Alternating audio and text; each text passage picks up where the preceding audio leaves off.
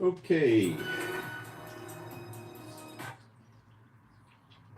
this is Moshe coming to you from Israel and the Galilee, Friday, 17th of January, 2025. And while people are coming in, I'm going to put my posts up in the live stream, making sure we do have a live stream. 2025. We got a live stream. Okay, here we go. I'm going to get the posts up real quick.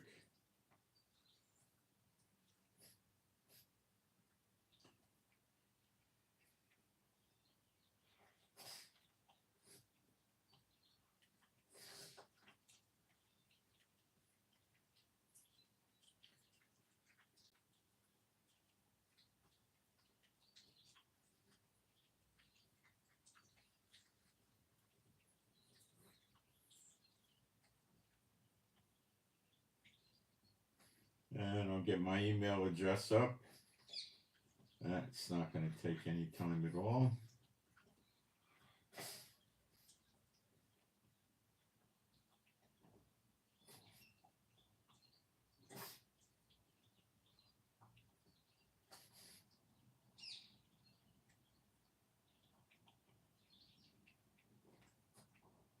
Almost there.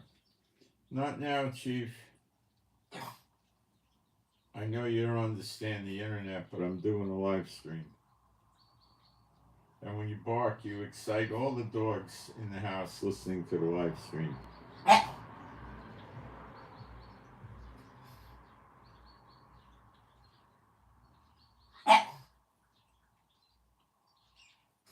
Good. Got everything done. Okay. Being a Bible-believing site, Old and New Testament, I'm going to...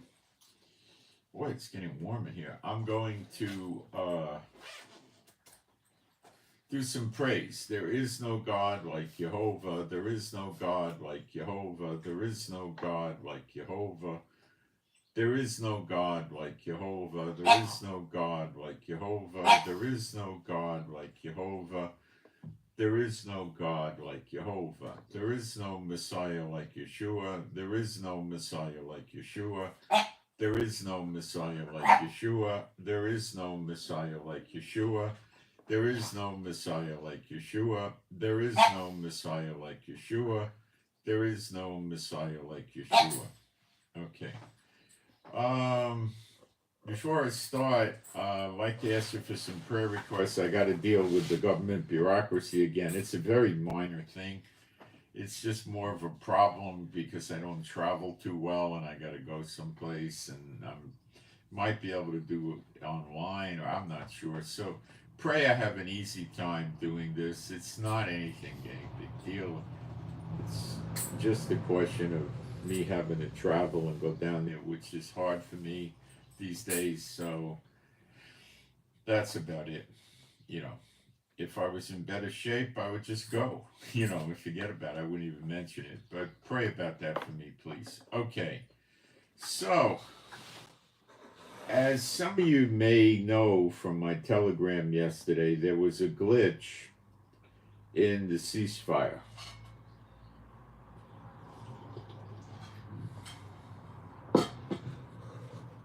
It has all been overcome. It's over. There is no more glitch. But I'll cover what happened. It's worth talking about. Biden was giving his farewell speech, and he wanted to have all of this ceasefire stuff finished to praise himself in the speech. So he had his people prematurely announce that the ceasefire was done yesterday, and it wasn't done. Hamas came up with some modifications they were looking for that Netanyahu protested against, and the mediators, you know, Trump and Biden and Qatar and Erdogan from Turkey got involved in pressuring the closure of this at the request of Israel, by the way. And it finished and finalized, and it's basically a done deal. Now I'll explain to you what happens next. Now, the mediators signed it. Netanyahu's fine with it. I believe he signed it. Now it has to go to what you would call in America, Congress has to ratify the treaty. So the Knesset is our Congress. It's a single house with 120 votes. That'll come up later. 120 votes, single house. And Netanyahu has to have them sign it or ratify it, which doesn't appear to be a problem. And I don't expect any issues with that. Okay, so what happens? Well, this morning, some of the Knesset is going to ratify it. Others in the Knesset, because something to do with Shabbat, although Friday morning is not Shabbat, but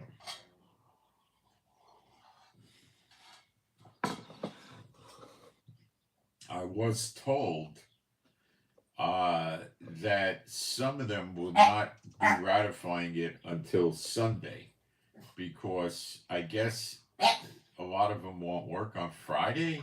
See, stop it, Chief. No.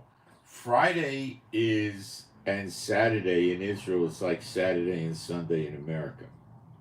Not exclusively, but like FedEx, UPS, they don't work on Friday, normally.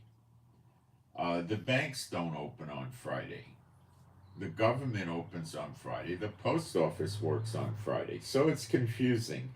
Some things are closed, some aren't. The stores usually open on Friday. And when the sun goes down early, like this time of year, the stores will usually close even as early as 12, 1 o'clock, or sometimes maybe the latest would be 3 or 3:30. They have to leave time for the people to get home, okay? Now, in the summer months, when the sun will go down at 7:30, they probably stay open till about 5 or even 5:30 or something like that, certain stores. Okay, so it's varying all the time. That's life in Israel. And that's how you'll be living in Israel when the days get longer. The Shabbat comes later, duh, right? So the stores can stay open and the restaurants and stuff longer.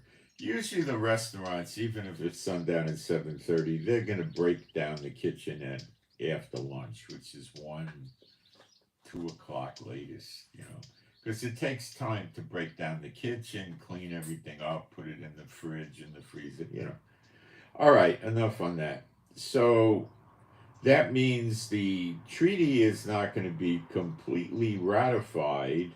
Now, I don't believe Hamas has to go through anything like this. As far as I know, they have no Congress or anything. So, it's not going to be fully ratified until Sunday. Now, you're going to like this. I'm going to tell you what I think. I think Netanyahu pulled. Okay. And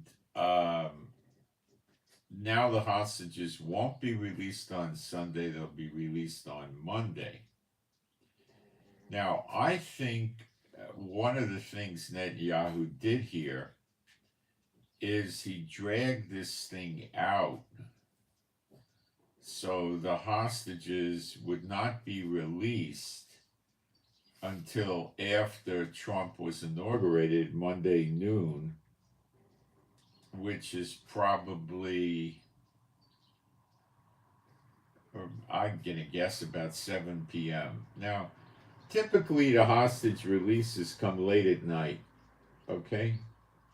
I believe the Red Cross is going to pick them up from Hamas and drive them to where the Israeli military is. And I think Netanyahu is enjoying this because it's not going to happen while Biden is president. It's a slight, punch at Biden.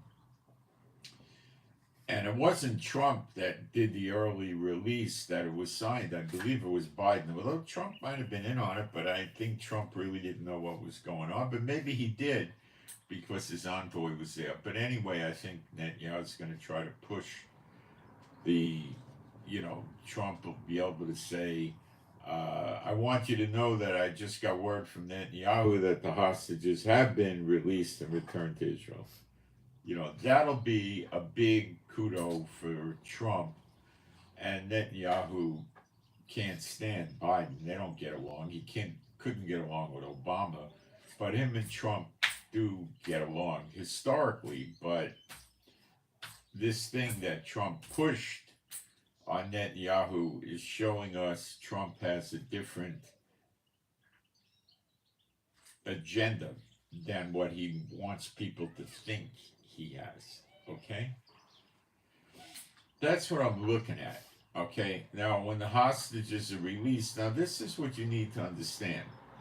They're releasing 33 hostages over 6 weeks. That's 42 days. That's less than one a day.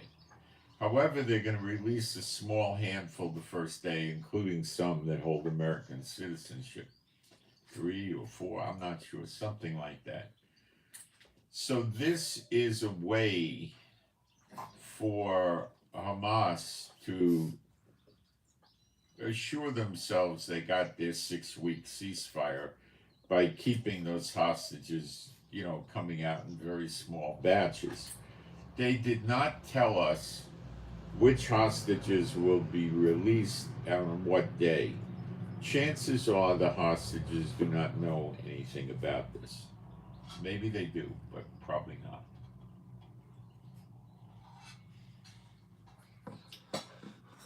The hostages will likely be in shock, only being told they're being released an hour or so before.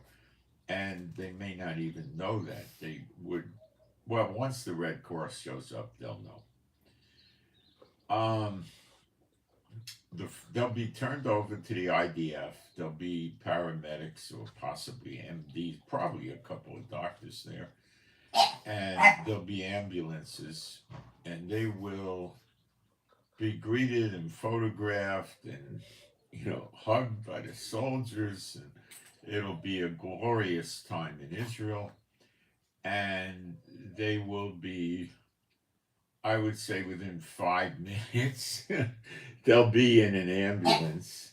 Not necessarily that they're all critically ill, but this is the protocol. They'll be in an ambulance with doctor, and they'll be taken to more than likely a hospital, and they'll run diagnostics on them. As soon as they get in the hospital, normally their families would be there, but since nobody knows which hostages are being released, the families will be telephoned and probably standing by the phone, and they will be brought to the hospital either by vehicle if it's close, which I doubt, or helicopter. It'll be a big thing. Big, and the people in Israel are going to be rejoicing. Okay? They may even go out in the street and hand out sweets. I don't know. Probably not. Because that means war type thing. But they'll be reunited with their family as soon as possible, unless they're in real terrible condition, and then they'll be treated in ICU or something like that, right? And that's what'll happen. Probably more hostages the next day, or they'll skip a day. We don't have a complete schedule. At least Israel hasn't released anything like that. Now you have to understand this. Israel does not know how many of the 33 hostages are going to be coming out in caskets. They're interpreting this as releasing dead bodies is the same as releasing a hostage. The Hamas is. Now, I'm rather certain the first day or two they're going to release living hostages. And then they may start moving dead bodies in with the hostages. This I am not sure. We don't know. There could be 33 living hostages being released, or there could be 6 or 12. We don't know. Now, if it turns out that there's, 33 hostages and 27 are alive, it's probably going to blow over. If it turns out there's 33 hostages and 9 or 10 or something are alive, the uproar in Israel against Netanyahu is going to go Okay? It's going to go up like an elevator. And this will transfer to Trump and Biden. Netanyahu may try to parry this over to Biden, and likely much of that would be true. Now, it gets deeper. Now, Trump's not going to be happy if 2/3 of the hostages are dead. Do you think he'll be happy about that? That they negotiated with dead bodies as hostages? I think they'll be making a mockery of Trump. Trump has an ego the size of the Goodyear blimp. Making a mockery of him is not going to be a great idea. But Hamas are pretty stupid, and they may do this anyway. Bear in mind. Chiefy, no. So, now we got dead hostages. I'm sure we're going to get some. So what's going to happen is the body will be returned to the family, but they're definitely going to bring it to the military or the Shin Bet and the military, and they're going to do an autopsy.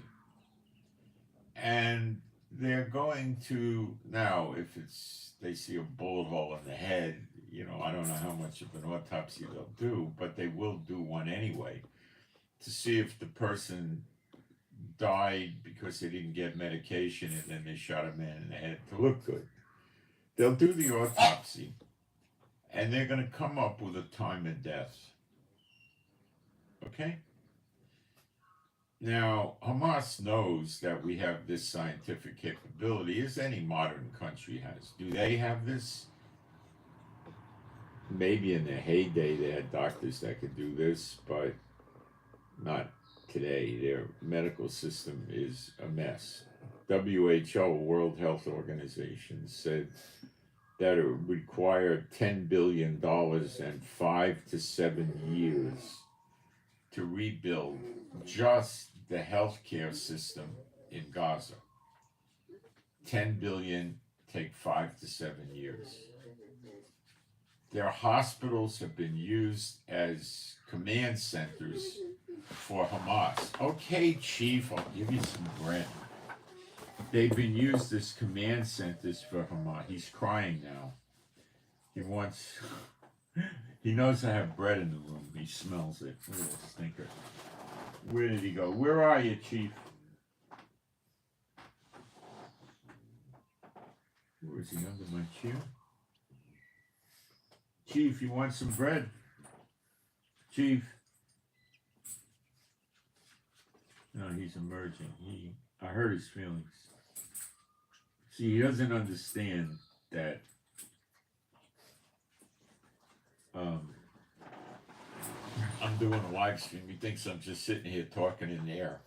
Okay, so, and he's upset because I'm not paying attention to him. All right.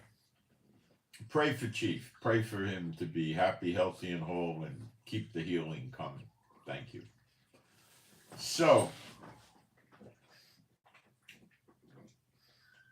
if the hostages died 6-8 weeks ago, that's one thing, right?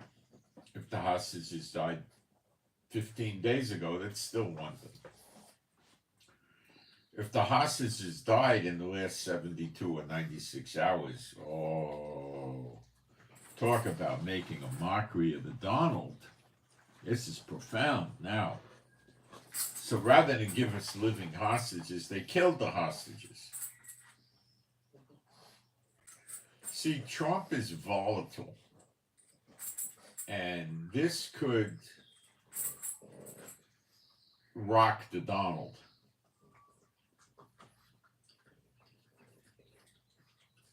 So we don't know if this is going to be the case or not. Now, if we get, reports that they died by beating or torture or repeated rape, it's another story too.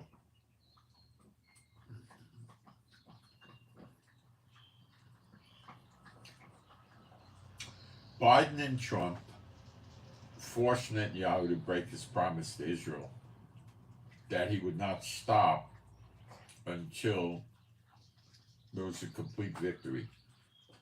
How many times did Netanyahu say this? 20, 30? Many times. Now, all he did so far was a 6-week ceasefire. That's it.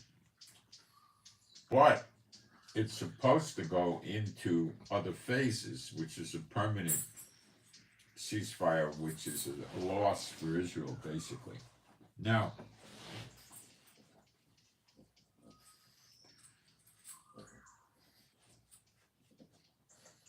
this weakened Netanyahu now, but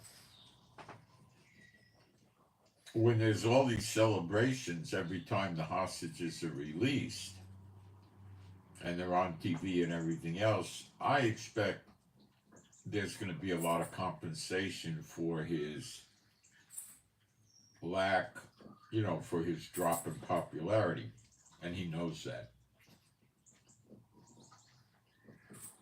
Maybe he wanted the hostages doled out day by day, although I don't think so.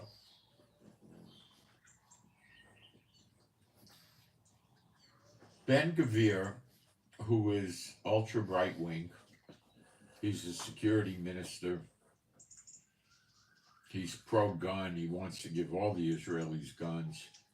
He wants to give all the Israelis like assault weapons or pistols, whatever they want. He wants to arm Israel to stop any threat of another October 7th, which never would have happened except for Netanyahu's rotten, stinking gun control idea.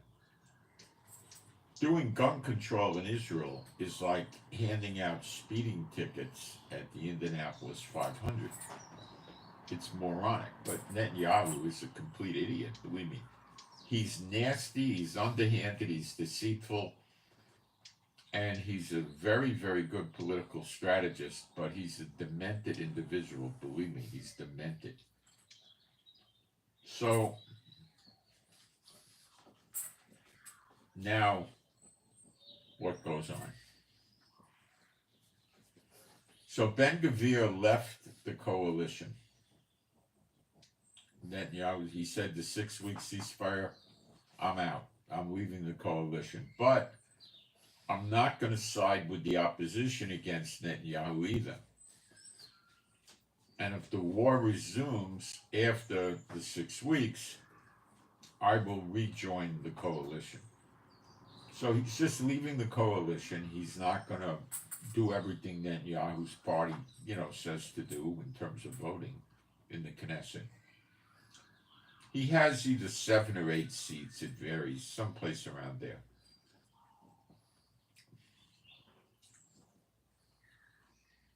So it's not, he's saying, okay, Netanyahu, I could see the 6-week ceasefire for the hostages, but that's as far as we go. Now, Smotrich, who's the economic minister, who wanted to be defense minister, but Netanyahu wouldn't let him do it. There's another ultra right wing player in the Knesset. And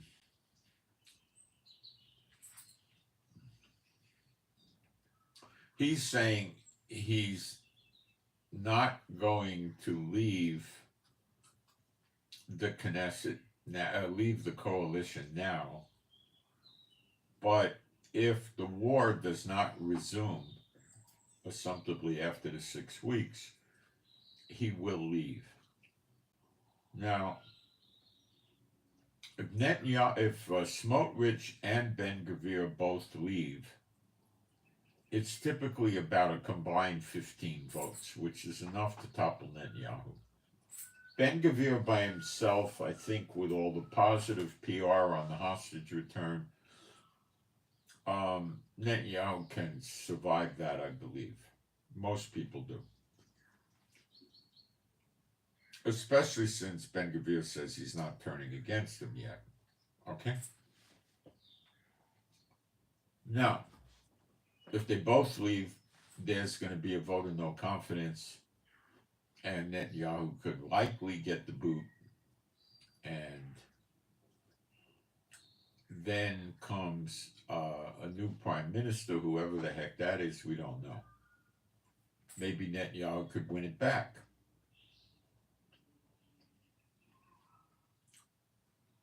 I don't know. I really don't know. Um, who would be the next prime minister is a rather challenging question. Now,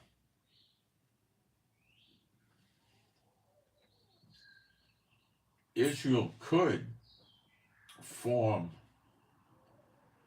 a more right-wing government than Netanyahu, and such a government would not listen to Trump. The position of Ben-Gvir and Smotrich is, if our friends like America want to talk to us, 100% we're going to go over there, and we're going to sit down and listen to what they have to say, for sure. But that doesn't mean we're going to do everything they tell us. That's not Netanyahu's policy per se. Netanyahu gives in when the pressure increases.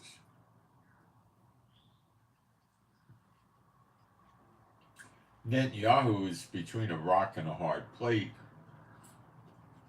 When he went to the hospital recently for prostate surgery, I am 101% sure it was not prostate surgery. Some of you know why I feel that way, and you agree with me. Not prostate. I think it was something to do with his heart and pacemaker. So Netanyahu has 3 criminal cases over his head, total 16 years in jail. He's been stalling the cases because of the war. He's been trying again to revive judicial reform, take the power of the court away, the Supreme Court of Israel, so he could get a law passed that gives immunity to the president for anything they did while they were in office, and that would include criminal or civil. Full immunity. They call that the French law because France has it. Other countries do too. Trump found out from the Supreme Court a few months ago that he had it. Okay, so if Netanyahu gets the Supreme Court downgraded in terms of what power they have, then he could get the French law passed. If the Supreme Court is still alive and well like they are now, they would strike the law down, and that would be the end of the law. So even if Netanyahu got it passed, it would be voided. See, Israel runs as some sort of a democracy. They have no constitution, by the way. So they have a judicial branch, the High Court, the Supreme Court. They have an executive branch, the Prime Minister. And they have a legislative branch, the Knesset. So Netanyahu can control the Knesset with his coalitions, and he is the executive branch. So he has 2 out of 3. So if he could downgrade the power of the Supreme Court, he basically becomes a king. They refer to him as Hamelech Bibi, the King Bibi. And a massive amount of people in Israel are afraid of that. Netanyahu's been trying to win them over by a victory in the wars. Well, has there been a victory in Gaza? No. Has there been a victory in Lebanon? No. Has there been a victory in Yemen? No. Has there been a victory in Iran? No. Has there been a victory with Iraq? No. So Netanyahu has failed the people, and he's not made good on his promises.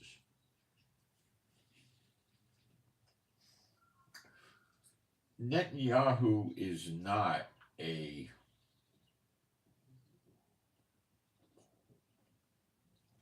true right-wing prime minister.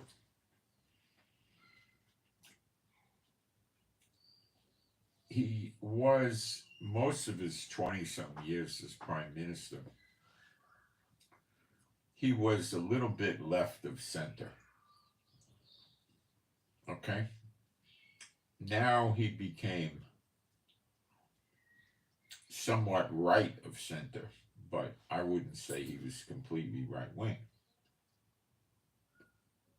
Ben-Gvir and Smotrich might be able to get a government formed that isn't going to be real ultra right-wing, but they're going to be in great fear that Hezbollah, Hamas, predominantly, are still there, trying to rebuild and kill us again, combined with HTS in Syria, which is Al-Qaeda and ISIS with a new paint job. So they may want something more right-wing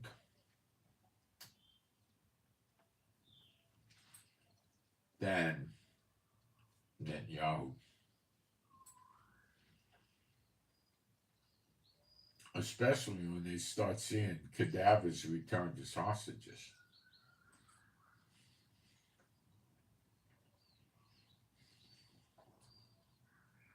I believe Netanyahu is, well, I think a lot of people accuse him of dragging out the wars so he could keep delaying his trials. I think that's probably true.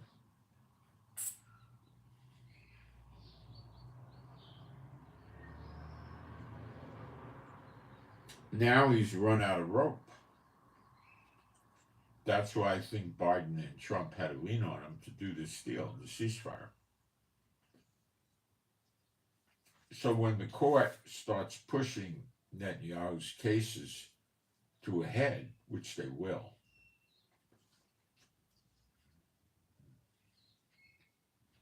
what's Netanyahu going to say? Well, I got to run the war. I can't do it. War with who? There's no war.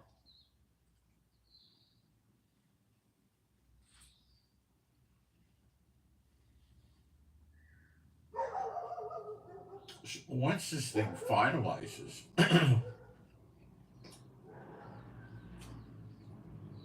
I think the Supreme Court is going to start pushing to accelerate his trial, which probably would happen in a week or 10 days.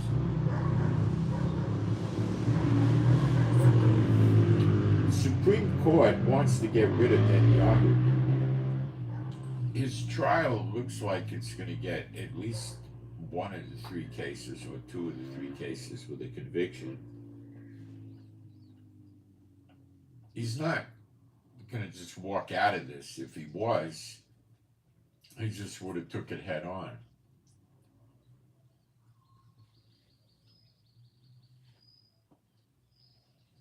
Because they don't want to be stripped of their power.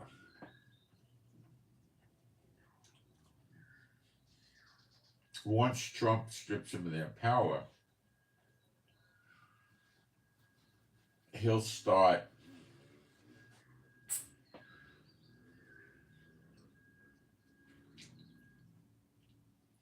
replacing them with his own people. And they know that. Normally, Netanyahu may not go after them. He just usually neutralizes his political enemies and then leaves them alone. But in this case, because they were trying to put him in jail, he may take vengeance on them. So they're going to fight hard. They got to be careful, but they'll fight hard. Once the hostages start returning in caskets, which I'm assuming is going to happen because they never told us how many were alive, I think Netanyahu's popularity is going to start going down, down, down. So we have to be ready. Either the coalition breaks up and they have a vote of no confidence, or the Supreme Court runs them through the trial rapidly. Now, Netanyahu will try to make the trial last months, but I don't think he's the court. The court has to judge. They have control over that. He's already been testifying in the last few months, quite a few days, I think about 10 days. So there's, basically what is the trial? You look at the evidence, you listen to the witnesses. There are no jury trials in Israel. We don't have a constitution, so you don't get tried by a jury of your peers. The government wants total control over the people, so you get tried by a judge only.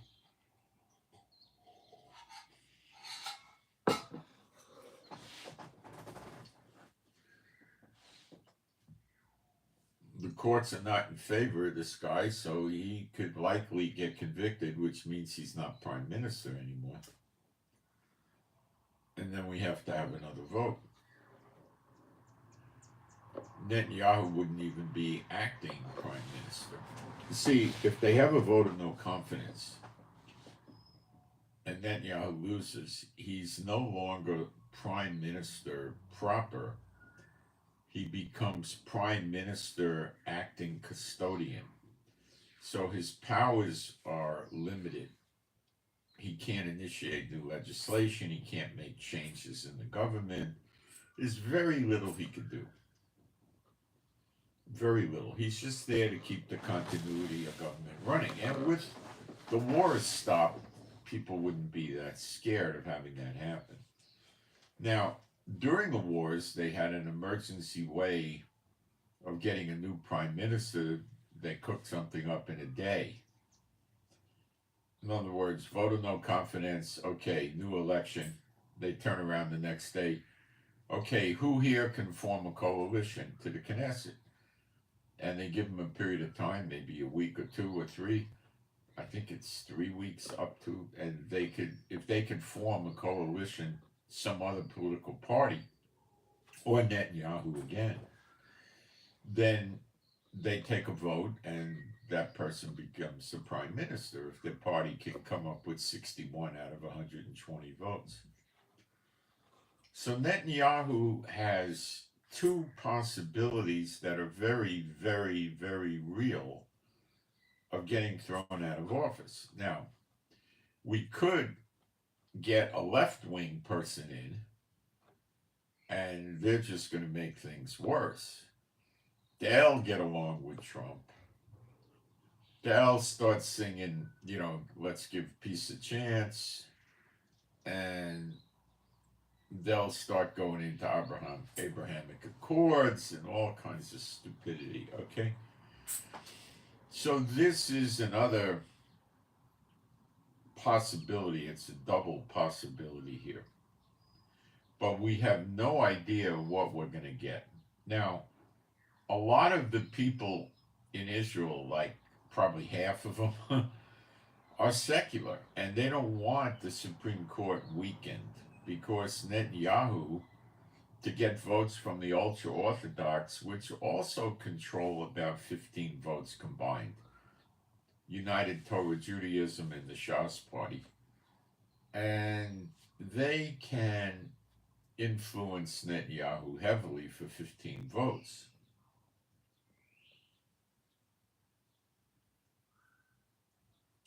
Now, they're not entirely happy with him because their people are now starting to get into the army. They're getting drafted.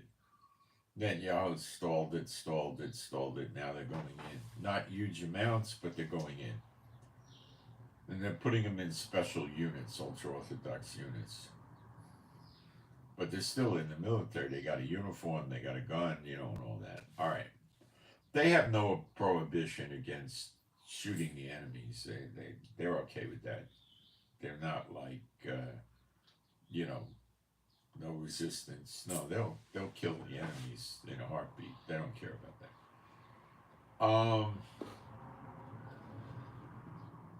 So if the Supreme Court was weakened and Netanyahu was there and he needed the ultra-Orthodox votes, he'd start passing all kinds of laws based on the Talmud, not the Torah, the Talmud, that would be reprehensible to the people of Israel.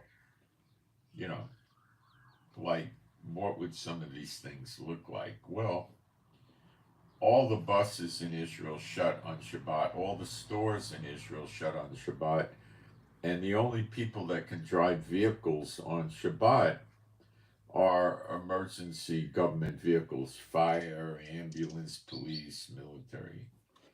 So what if you had to go to the hospital? Well, you call an ambulance, or you could jump in your car, and if the police stop you, which they possibly would, just tell them you're going to the hospital and they'd probably escort you. That's Israel, it wouldn't. Okay, so that's one problem. Also, all the stores and businesses would by law have to close, and there'd be serious penalties if they didn't.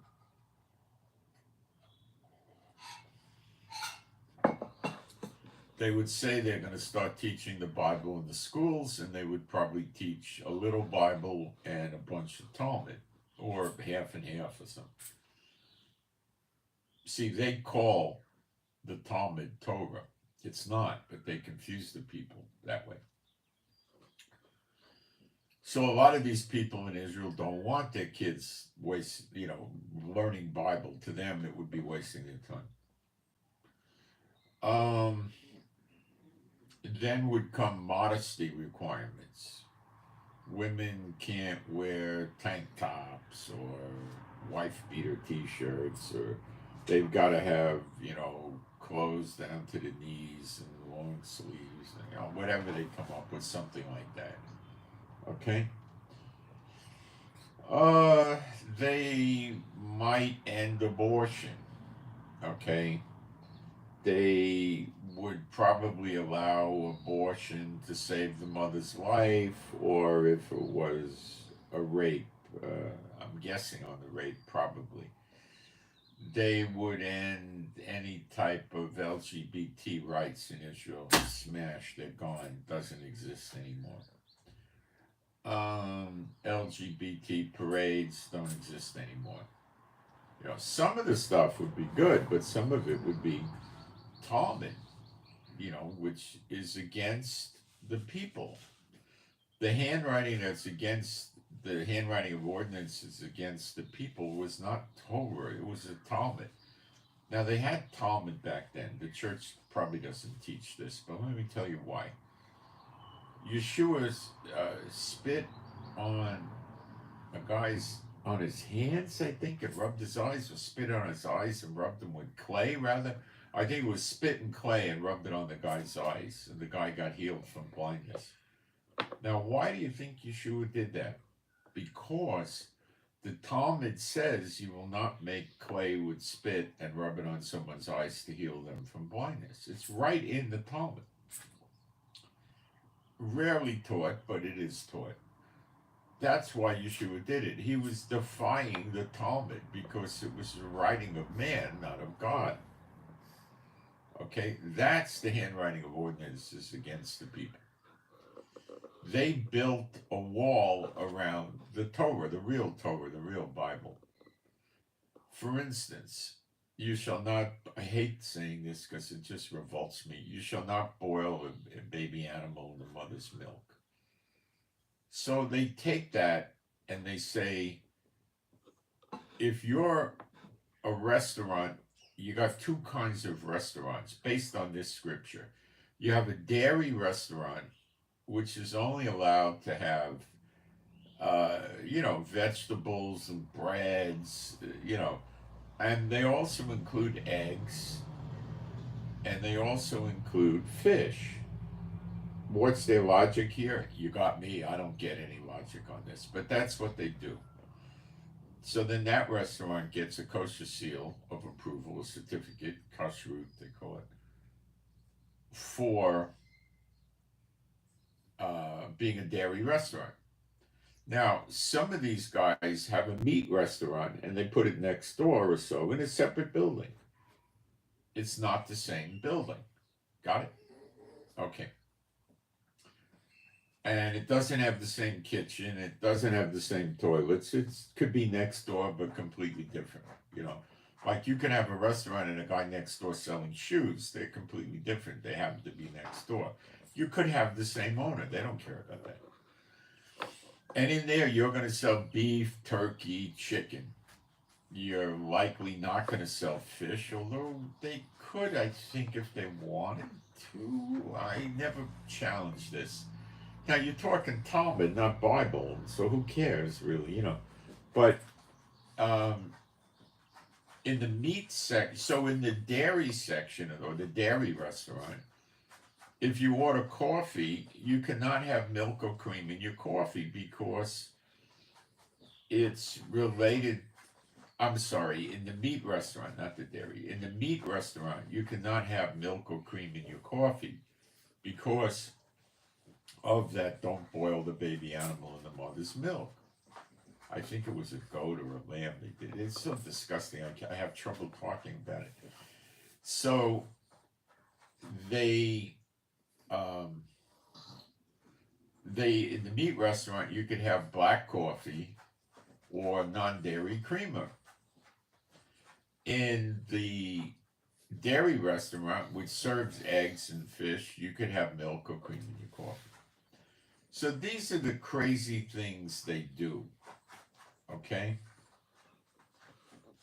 Crazy. Okay?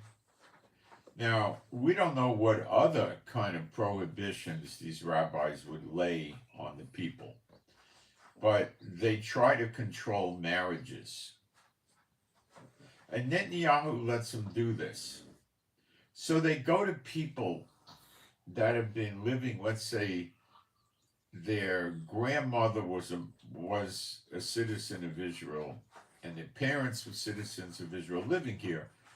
And then they're citizens of Israel living here. They've been in the army and everything. They've been born here their whole life. And they go to get married. Now, the rabbis control, the Ultra-Orthodox rabbis control the conduct of marriages in Israel because they say, well, we should be the ones to say who can get married and who can't get married. So they go back through the Jewishness of the two people getting married. Because if one is not a Jew up to their standards, they would not marry them in Israel. Why? Because they don't want Jews marrying non-Jews. So they come up with people and they say, wait a minute. We cannot establish that your grandmother was Jewish, nor your mother then, on the mother's side, because they trace the lineage all wrong. They do it through the mother. It's through the father in the Bible, but they do it through the mother. Remember, the firstborn son gets a double portion. When you read the Bible, it's obviously not through the woman. They were marrying, the Israelites were marrying the women from the countries they conquered. And they let them have a period of mourning where they let their nails grow and stuff like that. And then they would marry them. So why would God do that if the lineage went through the woman? You see, it's so absurd, you know. But that's what they do. So they're telling people that this is all under Netanyahu's reign. Well, you gotta, if you want to get married in Israel, what you have to do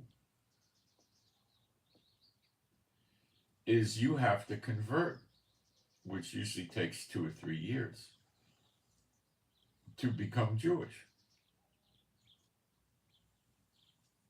And that costs a lot of money.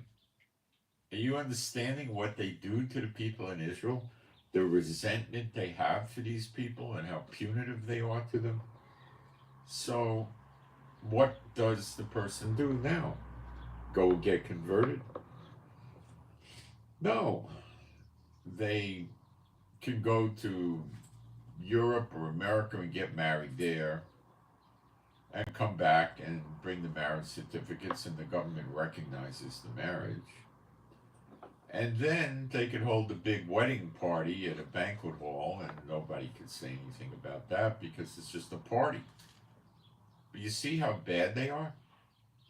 Okay? And they got a tight control over that. And they're making money on that. You want to get married in Israel? You got to go through them. Now, if you're the type of person that goes to synagogue your whole life, the rabbi is going to take care of that for you, and you're going to just fly through the system. But they're going after secular Jews, most likely. I'm quite sure, that don't go to synagogue, you see? So they want everybody going to the synagogue studying the Talmud, and then you got juice with the rabbi who, they want an ultra-Orthodox rabbi, or at least an Orthodox rabbi. And he's going to want you to wear a kippah all the time, and he's going to want the men to wear tzitzit. They are, the wearing the kippah is not in the Bible. I don't wear a kippah. It's just my hats. I like hats. Get shaved from the brim. This is sick. Okay, so the people are scared if Netanyahu dismantles the Supreme Court tremendously, then the ultra-Orthodox are going to lean on Israel, on Netanyahu, to keep in his coalition for more and more power. Now, they're the only ones that can issue a kosher certificate. And I think that it drives the price of our meat up by about 1/3. All our food, they kosher water. That's absurd. I don't even want to know. How do you explain that? You can't. They kosher. I've got tomato juice sitting here that says kosher on it. Oh, I can show it to you. Oh, I'm going to have to reach over here. I can't reach it. I'll show you. It says kosher on here. I got to find it now. How do you kosher tomatoes? Fruits and vegetables are never unclean. That doesn't mean you become an idiot and eat poison ivy, but they're not clean. Let's see.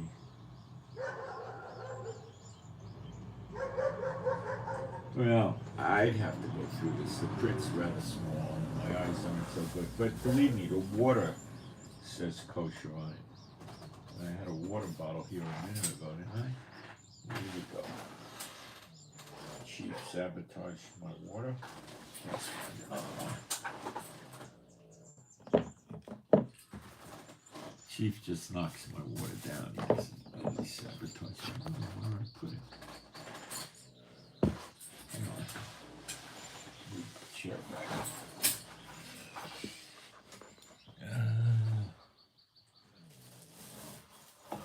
Is this it?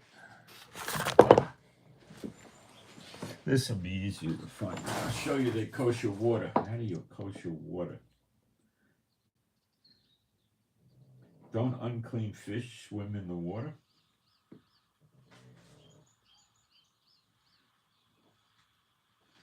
This word on top of my index finger is kosher. How do you kosher water? Can you tell me that? I mean, what are they protecting you from? Some guy having a pig pen and taking the pig pen water and giving it to you to drink? I don't understand this. People go for it. So they control who's a Jew. When you want to go on Aliyah to Israel, move to Israel as a Jew, now you got to get approved by a rabbi from a list of ultra-Orthodox rabbis that you're really a Jew. And their criteria is completely unbiblical. It's by the mother. It's nuts. So the people, the half of Israel that's secular, are scared that if he gets rid of the Supreme Court, the ultra-Orthodox are going to go crazy. Now, Netanyahu, I don't know, before October 7th, gave a ton of money to the ultra-Orthodox. So we're supporting these people. And what do? They spend their whole life in what's called the yeshiva, or a learning institution, sort of like a university. But they go there when they're 75, 80 years old, too. Right till then. And they get supported. And do they study the Torah, the real Torah? Yeah, to some extent they do. But what do they also study most of the time? Talmud, which is contradictory to the Bible. Talmud says Yeshua was not a prophet, not a son of God, was a witch and a bastard. That's what they study.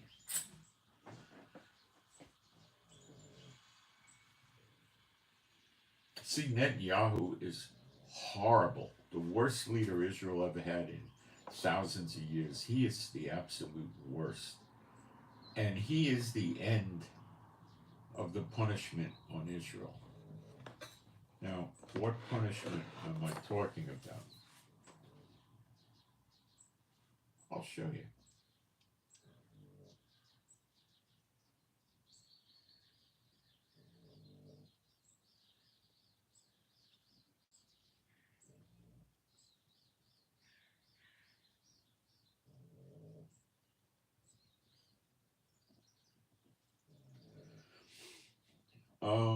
Jeremiah 30 has it spelled out pretty good.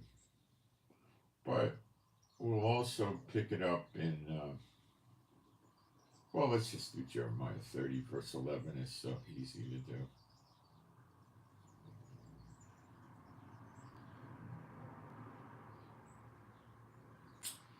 For I am with thee. Oh, hold on a second. My wife's not here. I have to take it. It's hard. Everything okay?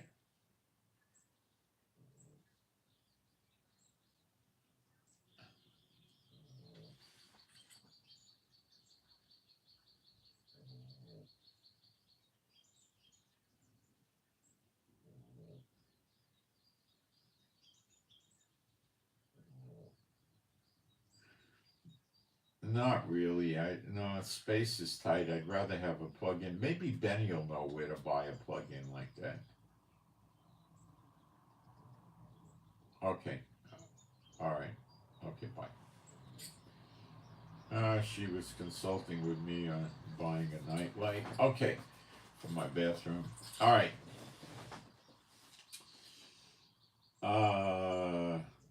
For I am with thee, saith Jehovah, to save thee, to Yesha. Well, let's see what that word is in the actual Hebrew. I'll go to the Hebrew Old Testament, because I think it says Yeshua, but let's take a look. Let's make sure. Where is my Old Testament? What's going on? There it is. Verse 11.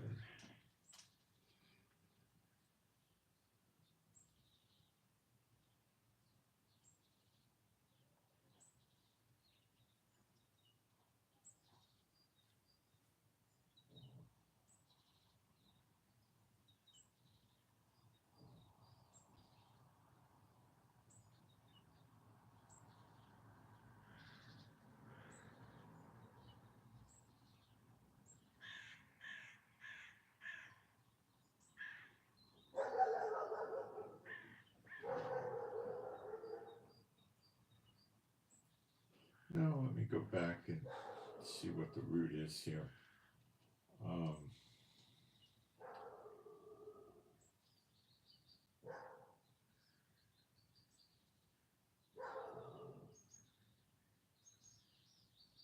It's Yasha. So it's the root. It's salvation. It's not really saved, but it's pretty close. Okay.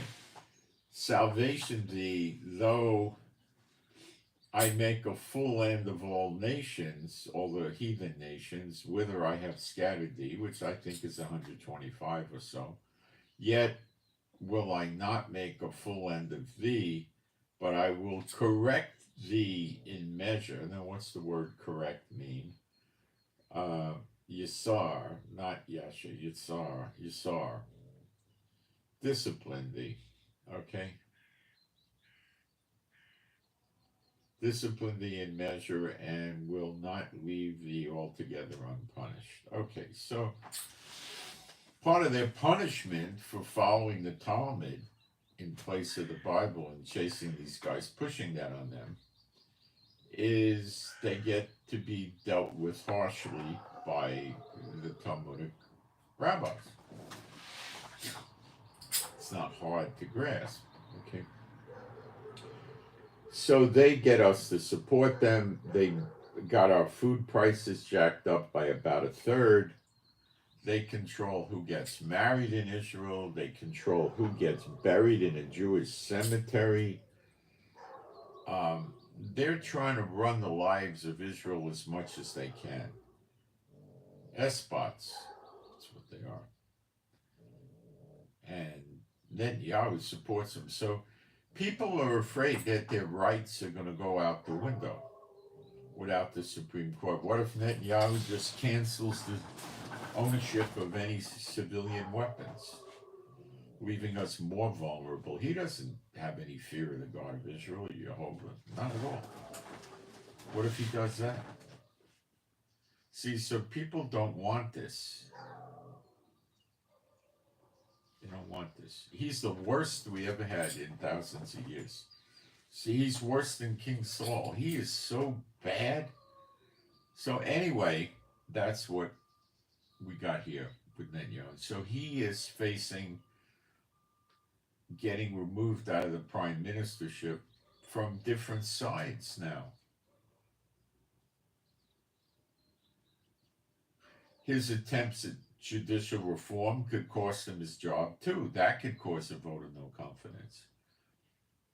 Him getting convicted of his cases can cause him to be forced out of office, and he can't run again. He's just finished. And a vote of no confidence can do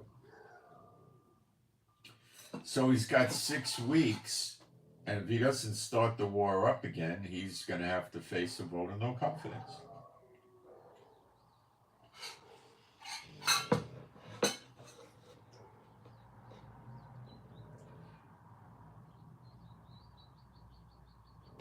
Now, the rabbis might abandon him because their people are going into the military, which he promised them wouldn't happen. He's a leader of broken promises. He breaks promises like crazy. One guy who was curiously a rabbi said, what you do with Netanyahu is you wind him up and you put him in front of the camera, and all these great things come out of his mouth, and then when the camera turns off, he forgets about everything. It goes about his business, not paying any attention to what he said.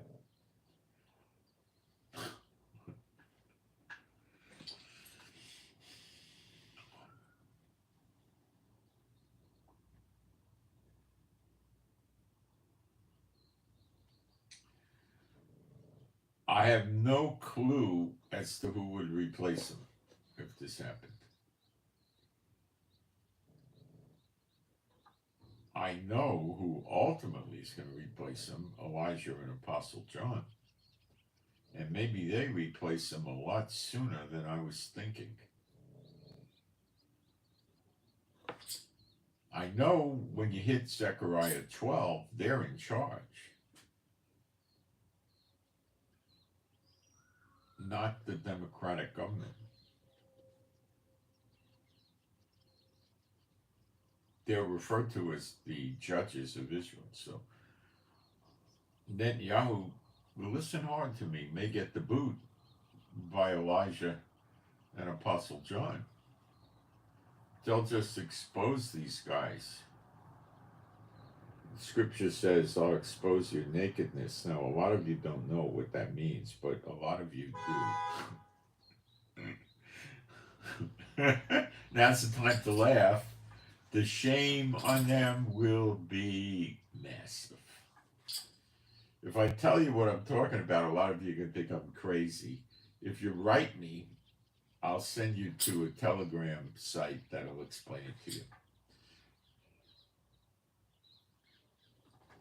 So, Israel's in a pretty big state of flux, although the media is not going to talk about this.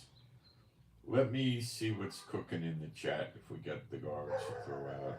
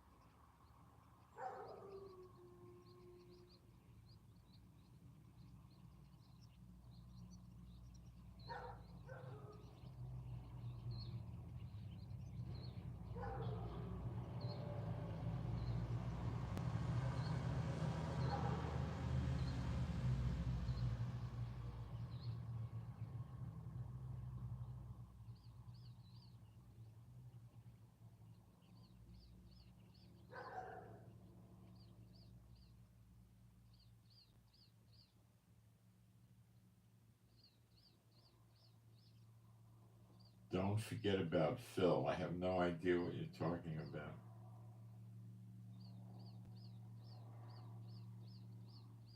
No idea who Phil is. Sorry. Um.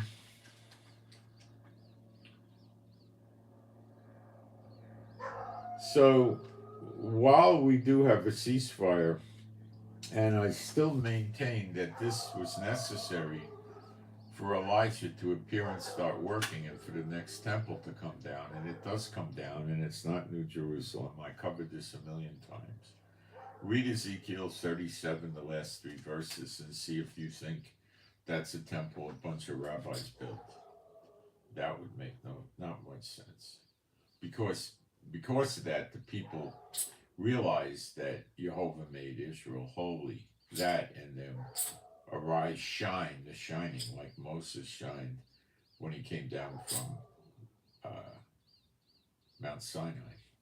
A lot of this is foreign to the church, and that's their fault. They don't teach it. I teach it. It's all in the Bible.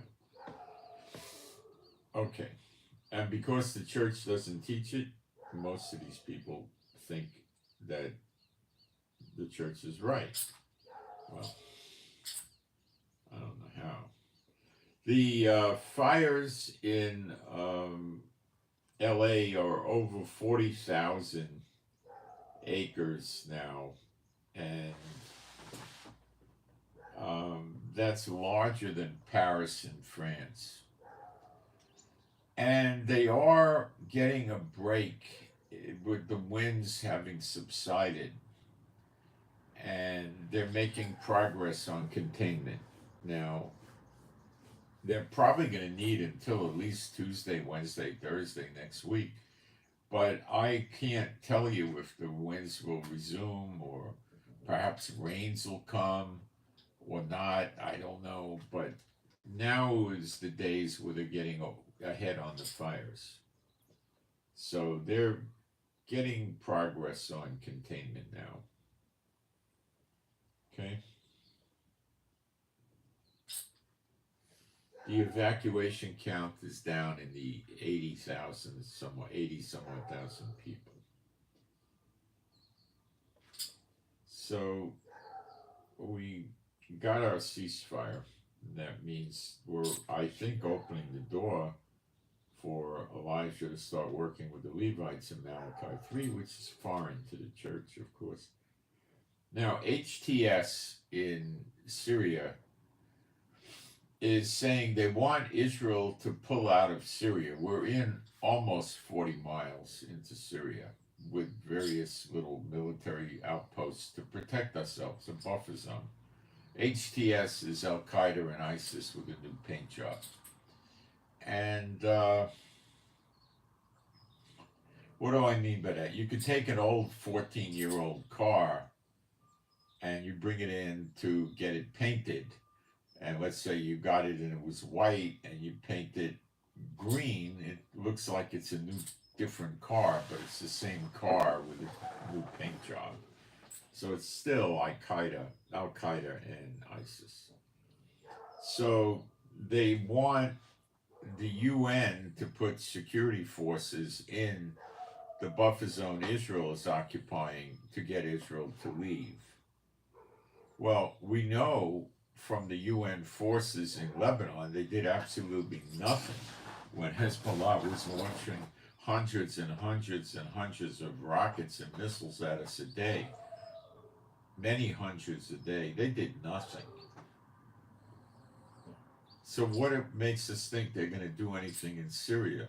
Nothing. Nothing makes me think that. The nations are against Israel. Will this come to pass? I don't know. It's going to be up to Trump. Netanyahu's not going to leave unless somebody forces him to leave. So the way the force would come is Trump would say, you got to get out of Syria. Netanyahu says, no, they're going to attack us in Syria. And Trump's in his mind going to say, well, great, let them kill more Jews, you know. And then he'll tell Netanyahu, basically, look, they're going to go to the UN, and what am I supposed to do? The best thing we could do is make sure we have a UN peacekeeping force that's actually going to do something. And I could do that. and they won't, you know. But that would be the way it would play. And if Netanyahu resisted, Trump would say, "Well, I'm not going to veto it if they do it. It's up to them. I'm going to stay out of it. I'm going to abstain. I'm not going to side with you on this one." And the HDS in Syria is saying, "We understand Israel moved in there because of the Iranian threat and the Iranian-backed militias, blah, blah, blah. But that threat has been removed, and there's no reason for Israel to stay there." Yeah, but what about them? They're a big reason. So this is likely going to happen. Israel's going to have to leave, and Netanyahu's going to give in. Israel is also likely going to have to leave Lebanon. Trump is already barking at Netanyahu, and he's saying, "Don't blow the Lebanon ceasefire."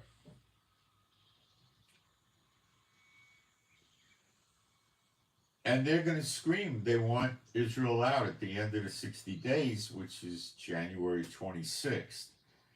Possibly there'll be a 30-day extension to February 26th. Likely, possible, and likely, I don't know.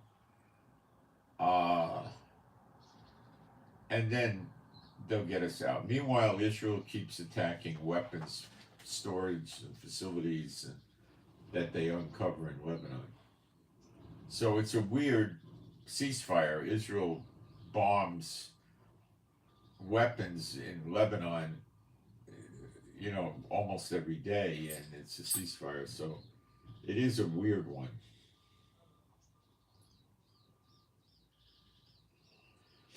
Okay, now, again, for those of you that may not be aware, I'm going to go to the Bible and show you the next big war coming on Israel, which is not exactly a war, it's a siege, in Zechariah 12, and I'll be fast. "Behold, I will make Jerusalem a cup of trembling unto all the people round about." So you can forget about the man talking peace and all that, right? "When they shall be in the siege, both against Judah and against Jerusalem." So to be in a siege against Jerusalem, Jerusalem is here. This would be East Jerusalem, West Jerusalem, okay, North, South.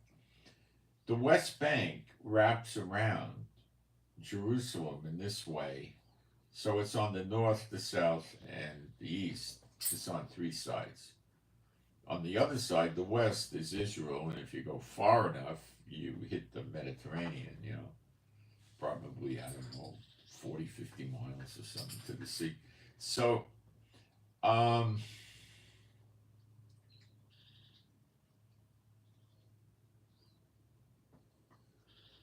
the West Bank plays a vital role in this, because if the West Bank was under the full control of Israel like it is now, there's no way they could put a siege around Jerusalem. Now, Trump has been pushing, when he was president last time, for us to do something sick with the West Bank. And the sick idea is there's perhaps 450,000 Jews living in the West Bank as settlers, most of which are Zionists, most of which join the military, most of which keep guns, pistols, or some other kind of gun in their home. And they are Zionists. They wear a kippah, tzitzit, and go to synagogue and follow the Talmud.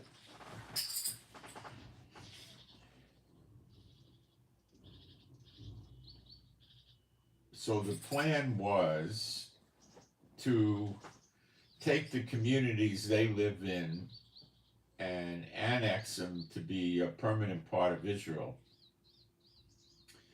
The rest of the land, which is the lion's share of it, of the West Bank, reverts to the Palestinians. So these settlers are going to be living there surrounded by,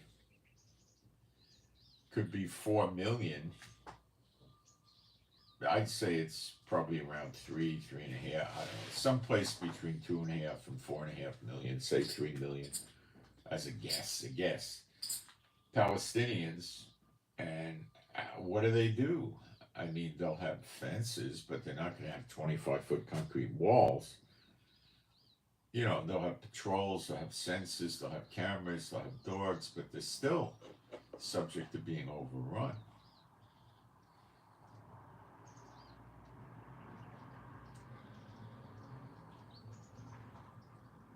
That would mean the border between the West Bank and Jordan would not be run by the military, it'd be controlled by Jordan, so all kinds of smuggling of weapons from Jordan would come in.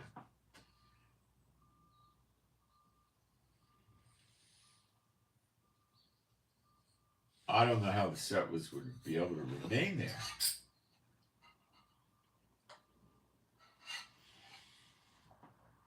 How do they get in a car and leave the area to drive to Israel? They'd have to have a route inside their territory that they follow to go to Israel, which could be constructed.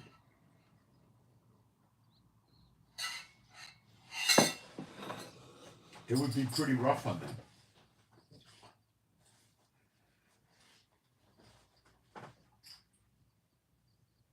It'd be really rough on them.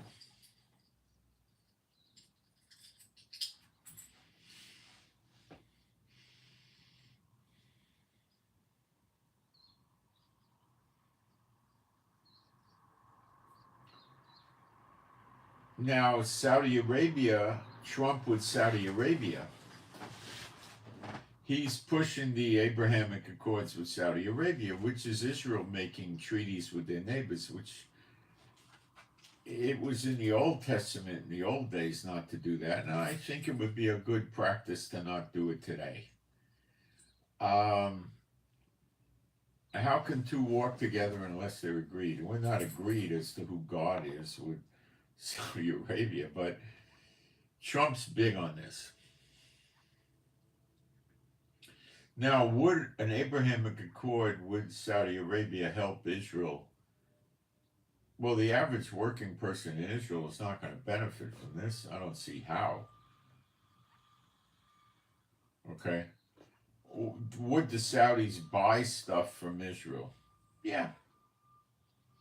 What? Medical stuff, food,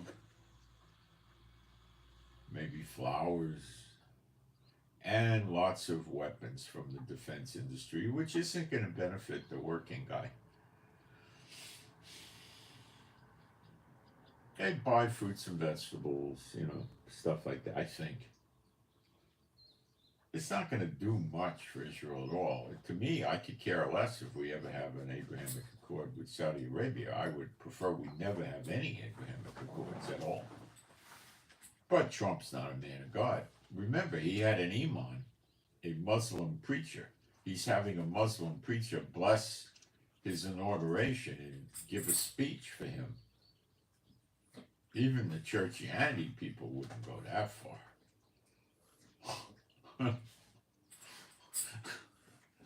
And people are going to say, Trump's a man of God. God sent him here. God sent him here so he could promote a guy worshiping false gods. Yeah, sure. Yeah. Tell me another one.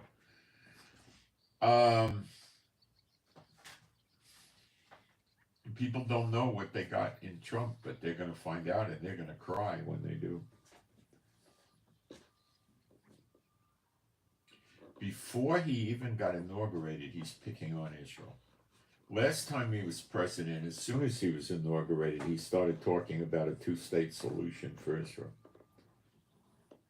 He wants us giving the land back.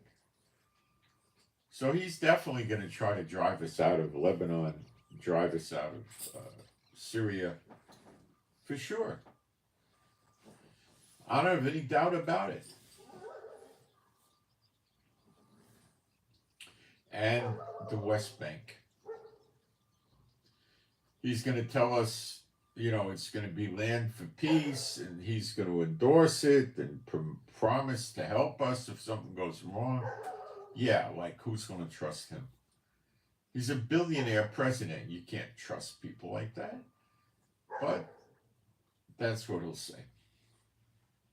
Now we know that America is going to do evil in our sight. I'll read it to you. It's in Jeremiah 50, verse 32. I'll do it again.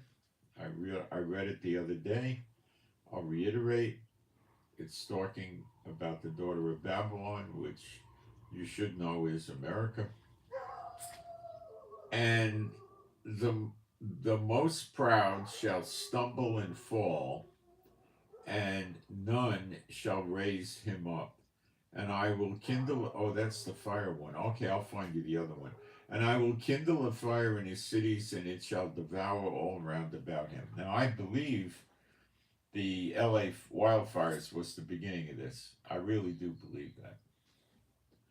And the only way we're going to know is to see if there's more subsequent fires. They may be a lapse of time in between the fires, because it's early on.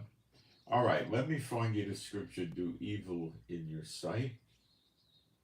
I'll just try to Google it real quick.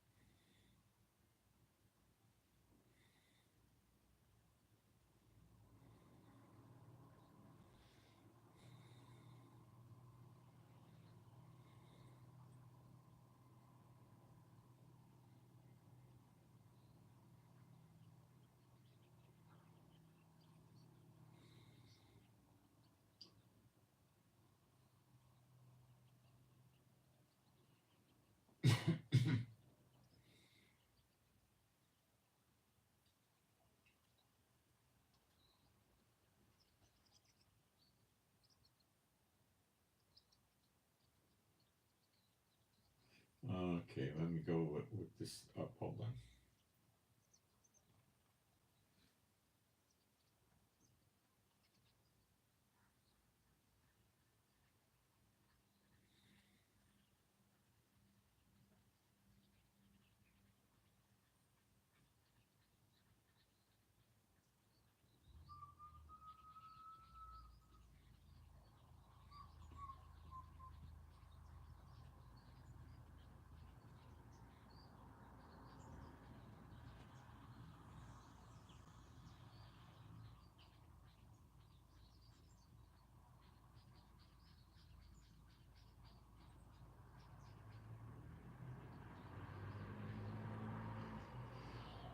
Okay, that didn't work. I'll find it in my notes. I'll just be a little bit longer.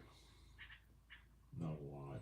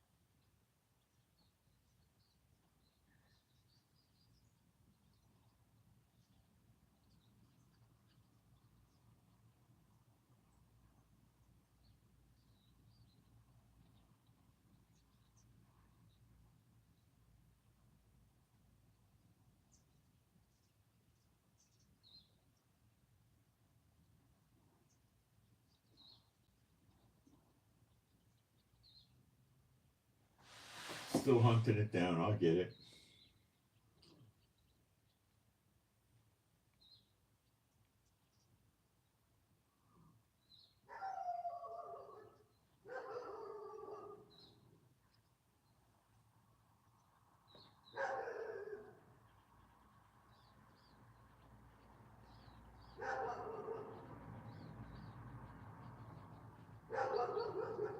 Jeremiah 51:24. Told you I'd get it. Okay. Jeremiah 51:24.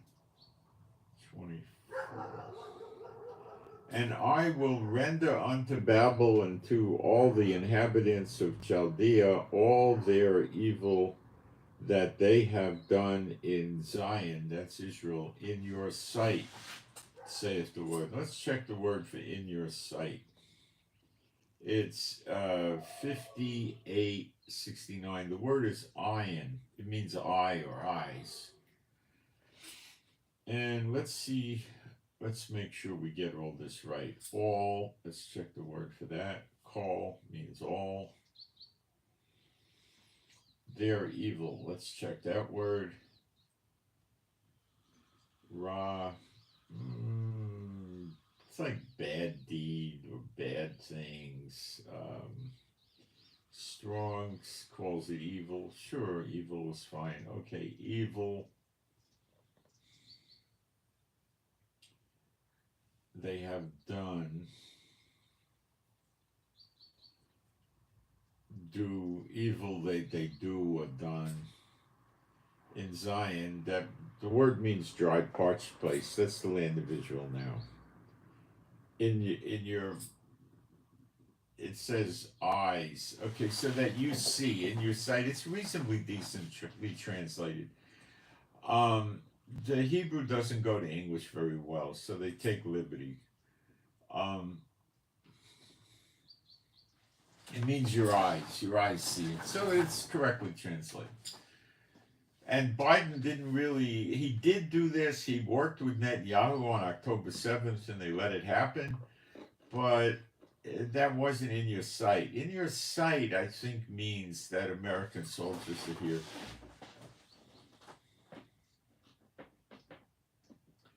And that means Trump is going to pop his cork at Israel. He's already mad at Israel. He's going to get madder. Probably not against Netanyahu because Netanyahu would just submit. So I think Netanyahu is going to get the boot. Now there's another possibility. At the end of the 6 weeks, Smotrich and Gavir tell Netanyahu, probably the end of the 5th week, if you actually stop the war after the 6 weeks, we're pulling from you and we're going to bring you down with a vote of no confidence. And then Netanyahu could say, now wait a minute, let's talk. Maybe we can make a deal. And they'll say, you want to talk? We'll talk. And Netanyahu gives them a list of things he'll do that they want, which are more right-wing, to keep in power, to try to keep out of jail. And that'll happen, and then Netanyahu will be shifted a lot more to the right, and Trump will become furious. So it could all happen with Netanyahu. Trump, I'm telling you, is going after the West Bank. He wants us out of there. Okay? Trump's reporting to the unclean spirits. If you don't believe that, I'm sorry. Why isn't Ayman speaking at his inauguration, blessing it, I believe? What's wrong with you? You believe he's a Christian. What's wrong with you? So that's what could happen too. Okay?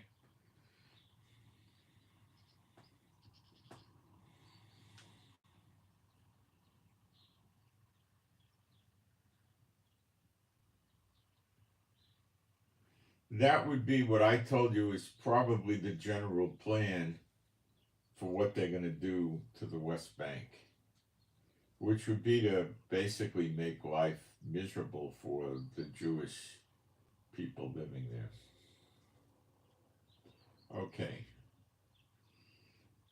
Lebanon again, it's going to be the UN peacekeepers. Move out. The ceasefire is going to break if you don't. Get out of Lebanon. Trump will try to, make sure that we get more solid UN peacekeepers there, which is doubtful, but Trump will probably push on it.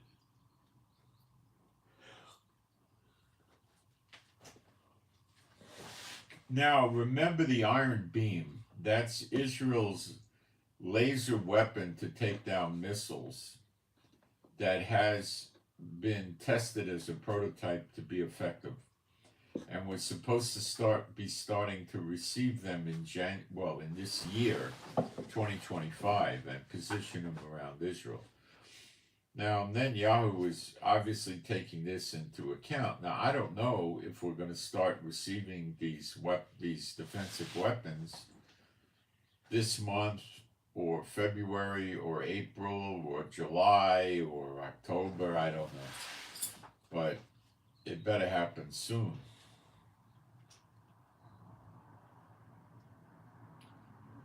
And that could be a game changer, because it would replace the Iron Dome over time. We probably need to have a lot of these, like 25. So why don't we have any yet? I don't know. I don't know what the problem is.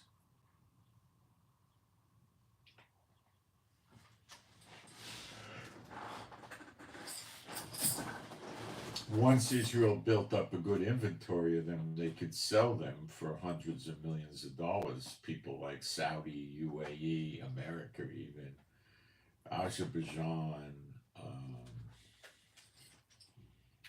European countries, other countries would want to buy these badly. You see, the Iron Domes cost about $100,000 a shot, and they take 2 shots every time they fire at an incoming drone or missile. So this thing costs about $1 a shot.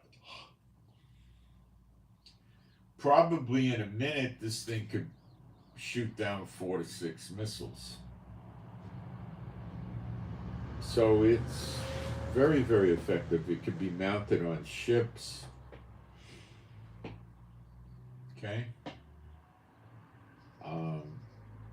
They are basically truck mounted normally, so they could be moved around. It's a truck with an open, it has a cab and then an open back truck, and it has a big generator, probably running on diesel, and I believe it has radar, and it gets a lock on a target, and it hits it with the iron beam, and it breaks up.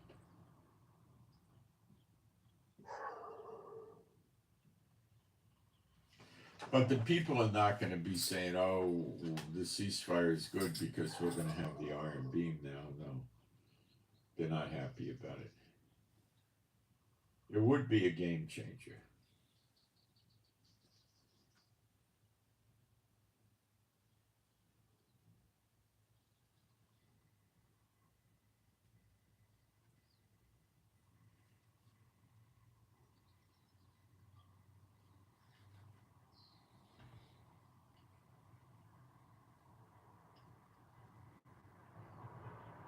So Netanyahu's got so much pressure on him right now. It's incredible. It's got to take a toll on his health.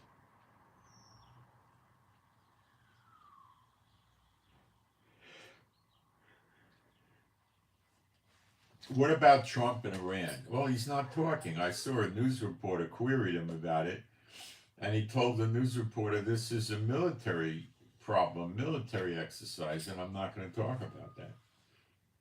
So he still has Iran in his crosshairs, and if he does attack Iran, it'll be over the nuke facilities, and that's what he'd likely be attacking first, is that.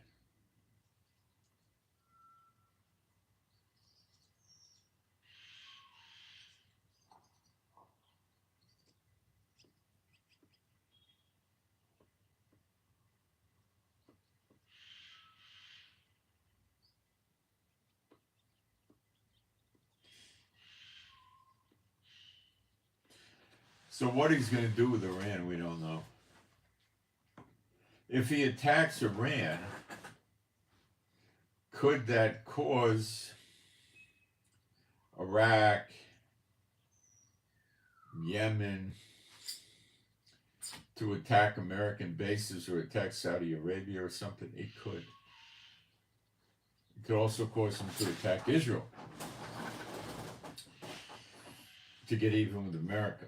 So Trump could ignite the war again. He's going to talk hard to Iran to cut off their nuclear production and to let the IAEC, or whatever it is, the International Atomic Energy Commission, come in and monitor what they're doing, and they have to be in compliance. Iran is probably 99% not going to listen to Trump. So Trump may then want Iran attacked, but it will start with the nuclear facilities.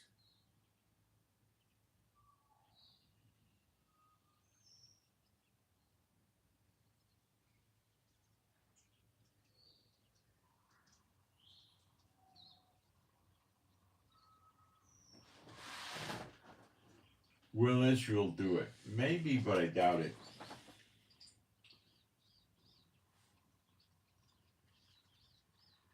Trump is going to try to pressure Iran, and if he can't, then they're going to go. It'll start with the nuclear facilities, and then it could expand into their ports and piers and refineries and everything else. We don't know.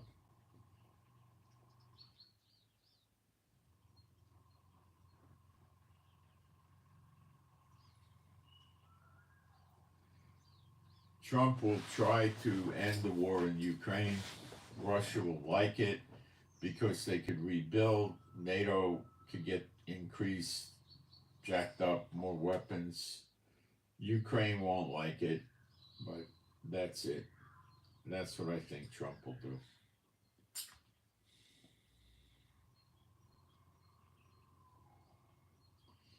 China and North Korea, I don't think Trump's putting a lot of attention on.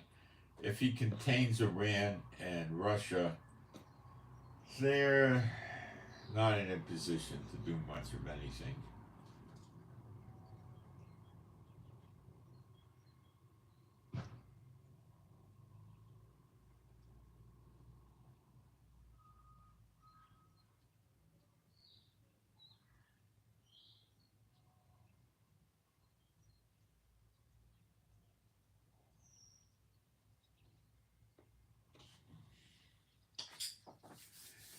I don't know what else we got with Trump right now. We got to talk about the sleeper agents next.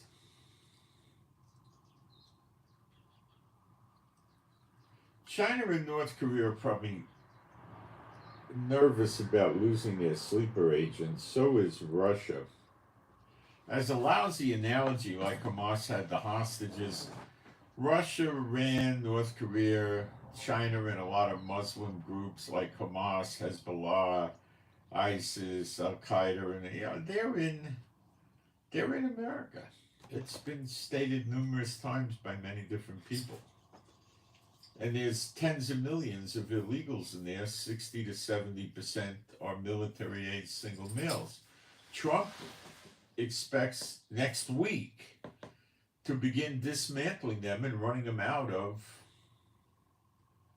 the United States. And he's going to start with the ones that are the biggest risk.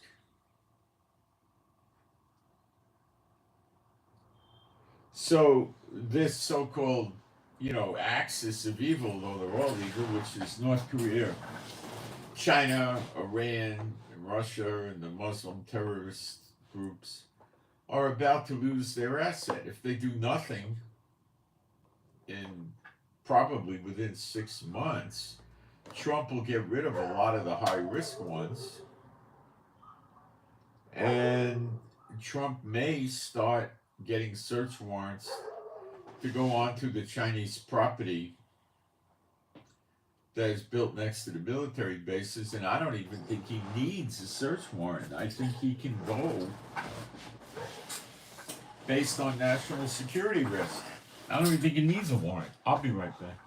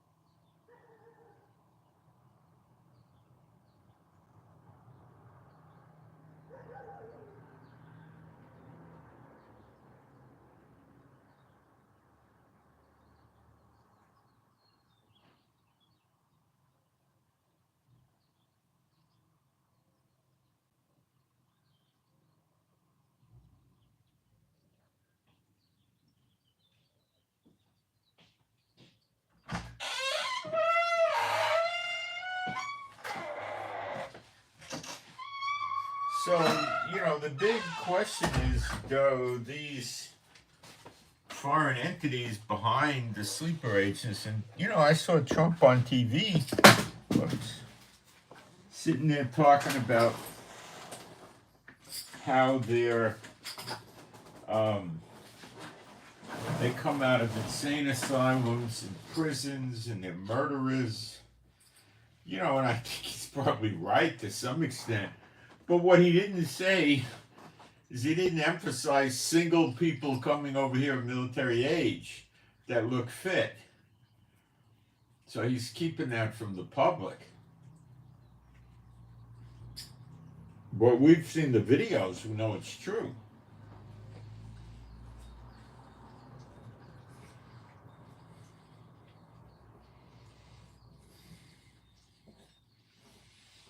Trump is building up America militarily and economically.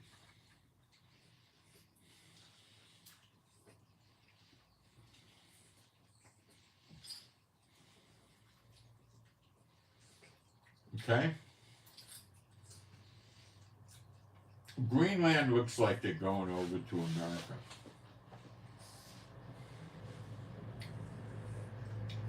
That's a big military advantage, and he's going to do something with Canada.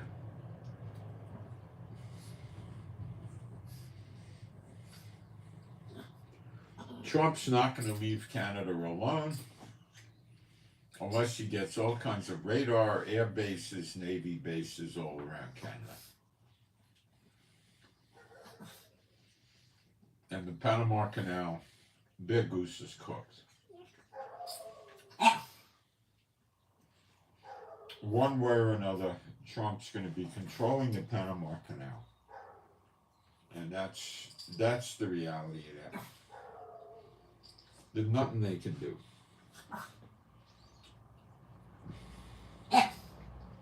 China's not going to go to war over the Panama Canal, and Trump knows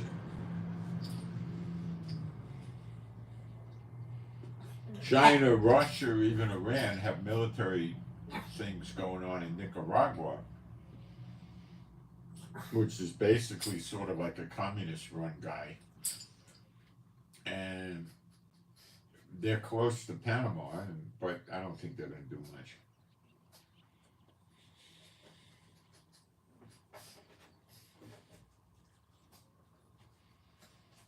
America's very close to Panama.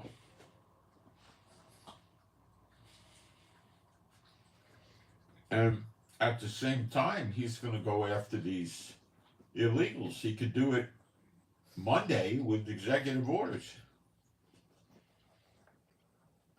And the law enforcement agencies like Homeland Security, ICE, Border Patrol, they're going to go jump into it.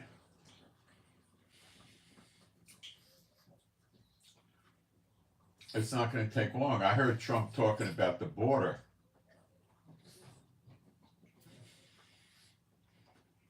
He's going to put more walls up.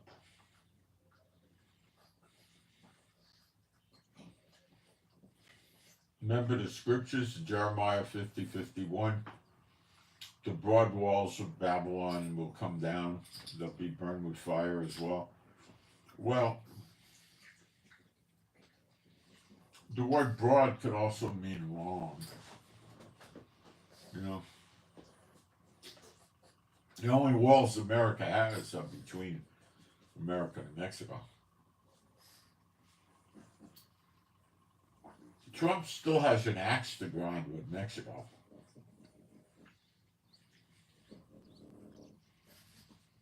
Because he wanted them to pay for the wall the last time. And he knows tens of millions. Trump said there could be 30 million illegals in the country. Another guy that was a head or assistant head of a ICE office in Texas by the border said it could be up to, 50 million.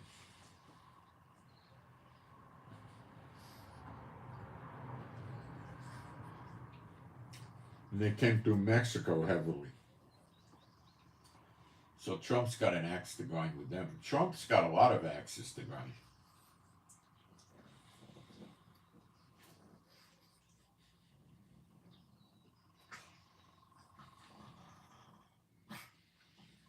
if Iran, Russia, the Muslim terrorist groups, China, North Korea, Venezuela, Cuba, have any brains at all, they're going to realize that America's going to be at its weakest from the time Trump gets sworn in for at least 3 to 6 months.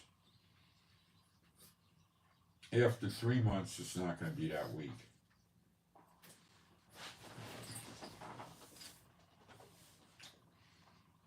Because Trump will be able to have the government organized with his people. And they see the writing on the wall.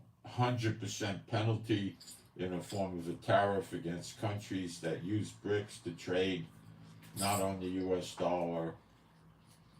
Greenland, Canada, Panama Canal, increasing the budget of NATO from 2% to 5%.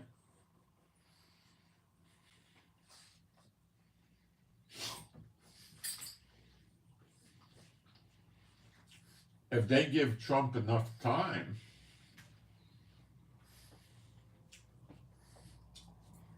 Trump will crush them with sanctions unless they submit to him, and then Trump becomes their boss.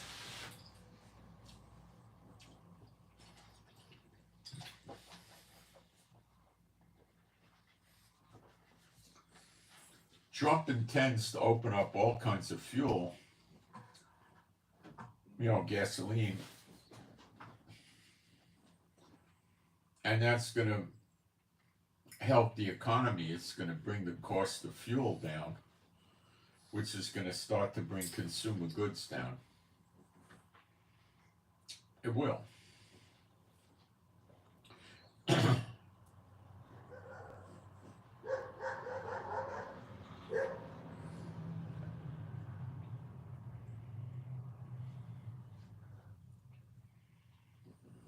So Trump's going to pay attention to the economy, and the people in America will benefit a little by that. They're definitely going to get a benefit. They're going to be aware of it. But the people that own the big companies and the big chain stores, they're going to get very wealthy. Yeah, unemployment will increase if it stays.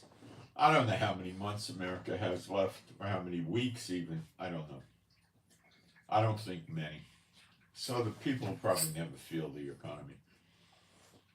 But the weakest time to hit Trump would be the first 3 months.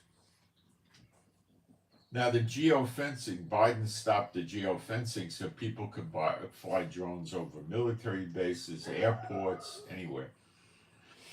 Now, Biden may not have just thrown a switch and turned it off. He may have dismantled it, making it hard. That means Trump's got to find them whatever Biden did with them. He could have thrown them away. He could have sold them. He could have moved them around. I don't know. He's got to get them back, get them operating. I don't know how much time is involved in that. It may be an hour. It may be a month. So there's a big vulnerability there. But we know America's going down. And we know it ain't going to last long. I hope it's over next week. I mean, if you ask me, I like to see it come to an end immediately. All of this garbage come to an end. It just has been very, very hard for me. Extremely hard. And I know for you people too. Because you know what's going to happen, and you know how evil they are. And you got to put up with it.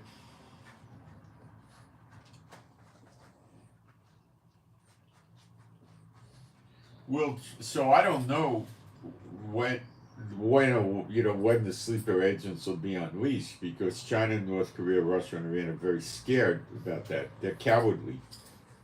They don't trust each other to hang in there with the fight.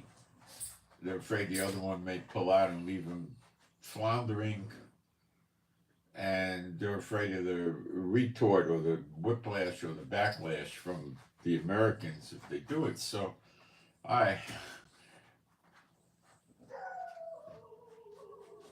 we gotta wait and watch. It's going to happen. They're in there like caterpillars already, so it's going to happen. What about the military in the Middle East? Oh, Trump isn't going to immediately pull them back because he's going to deal with Iran. I think his first move with Iran is, I want the IAEA inspecting you, and I want you complying with the nuclear standards that were imposed, and Iran's going to say no way. And then Trump has to figure out what he's going to do. And what he's going to do is probably bomb the nuclear facilities. What other option does he have? And that will probably cause a reactivation of Hezbollah, Hamas, Houthis in Yemen, maybe Iraq.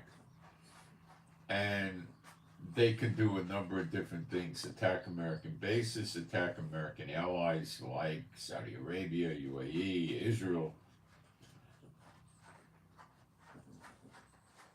and see what happens. Now, we know in Egypt there's going to be a cruel leader.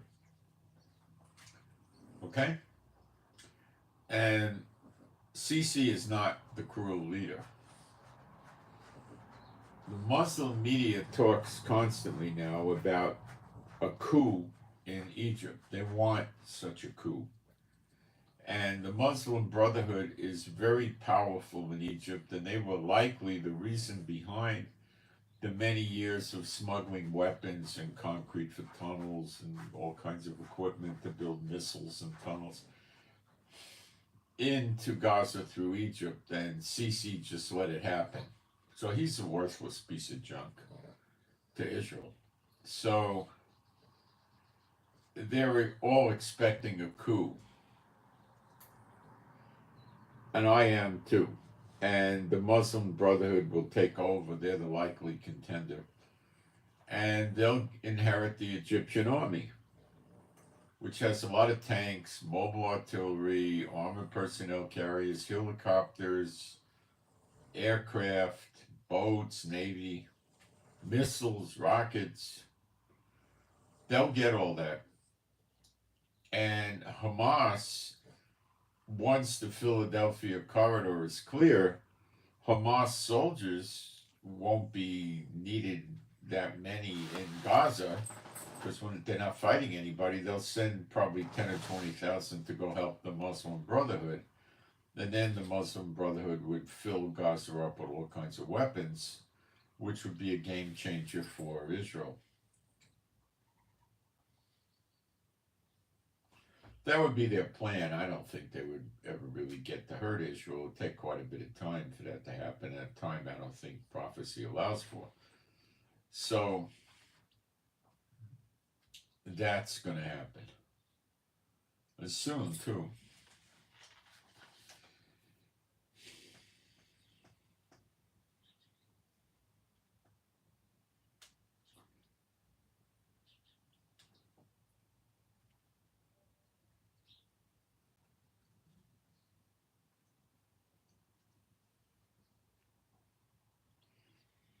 I wouldn't be surprised to see Trump move some of the military out of the Middle East, but I don't think anything like this is going to happen until he deals with Iran.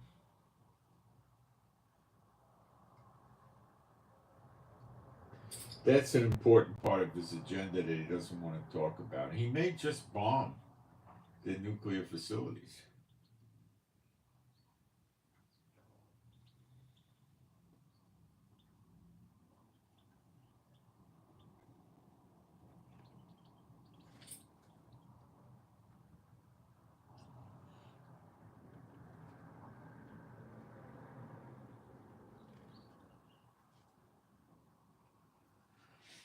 I still think we're on track for Elijah to start working openly.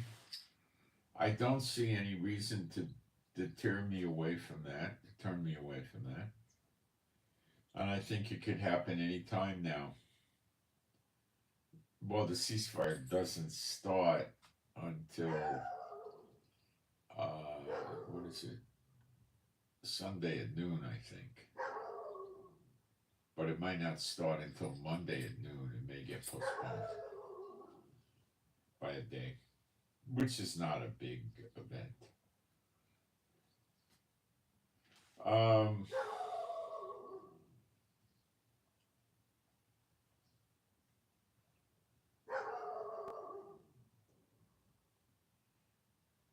so that's the analysis. So, yep, everything is still in play. It looked for a while, for a few hours, people were saying, oh no, there is no ceasefire. And I posted on Telegram, this is predominantly wishful thinking on the part of the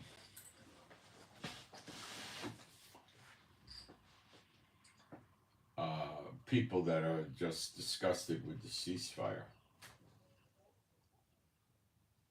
So you can see how much potential scenarios can develop. It's very hard to track this. The prophecies don't give us all the little details. They just give us the general overview. We know what the end result is, but we're not told what the trigger to start it is, and it's rather hard to figure it out. And I'm doing the best I can do. In my spirit, I believe Elijah's going to appear and start working very soon. For them to listen to him, it's going to have to be accompanied with signs and wonders. And the government's not going to know what the heck to do, especially when there's a temple. They're going to be very confused. I do not believe the temple's going to come before Elijah. I think Elijah's going to be working with them. Possibly we get the tabernacle before the temple, and then when we get the sacrifices and the offerings correct, then the temple comes down. That's a decent theory. And the government may not be that freaked out over a tabernacle because it was made by man. And it's going to be quite an experience. When that happens, the world is different already. The world hasn't seen signs and wonders in about 2,000 years. And when they start seeing them again, they're likely going to be on TV and the internet. I mean, do you think Elijah's going to sit down with an interview with Fox or CNN or somebody like that?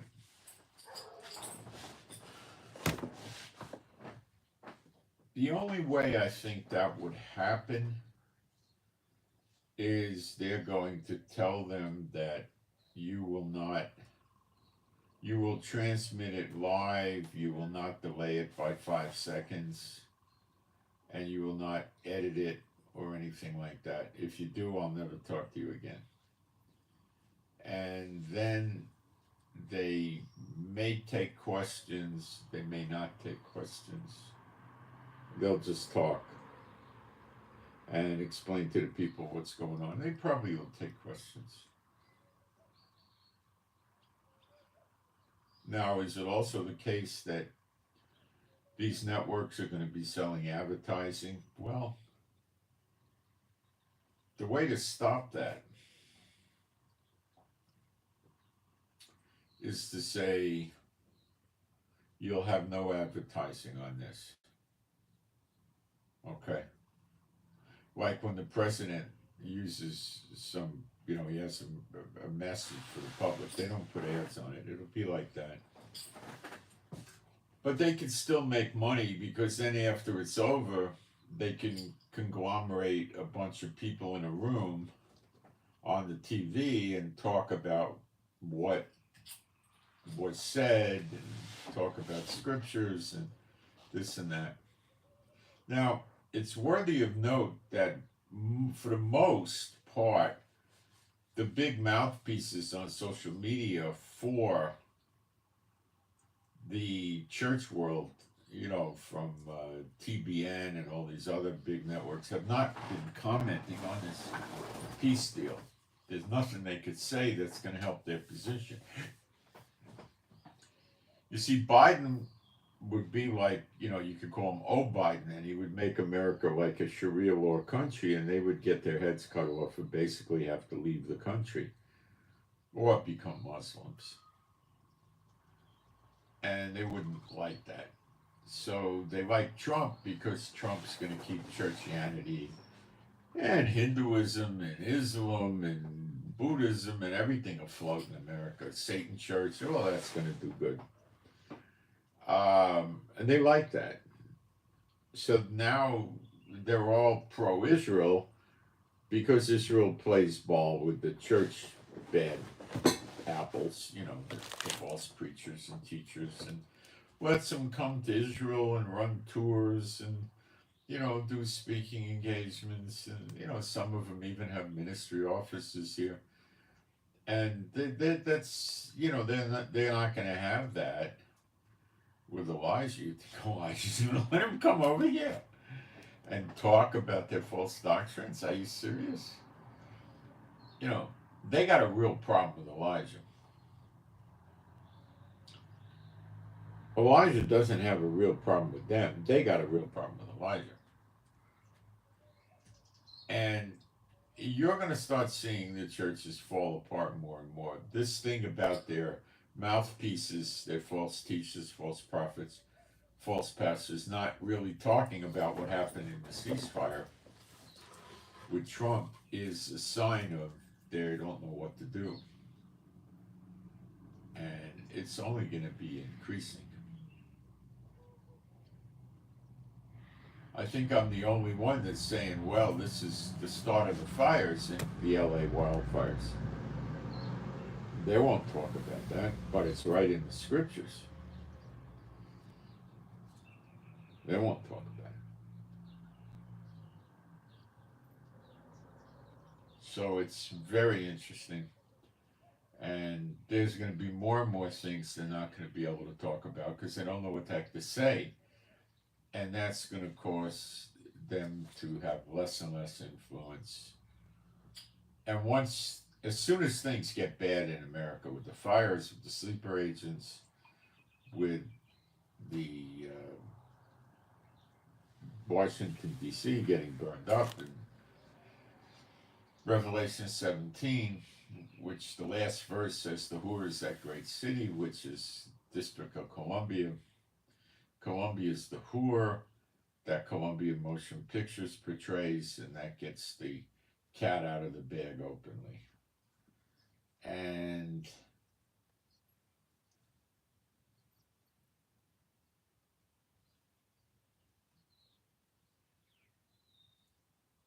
it's pretty weird. So we hope that a lot of people come out of the church and walk with the Lord and follow the true gospel, not the other gospel, not the other Jesus, the real Yeshua HaMashiach. But straight and narrow is the way, and few be that find it. Broad and wide is the road to destruction.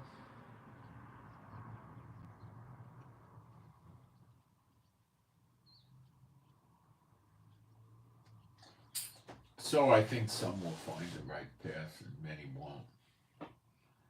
So yeah, we're still, in my book, we're still on with Elijah, very, very short term. I've been asking the Lord constantly to give me an idea on the time frame on this, and he's not doing it.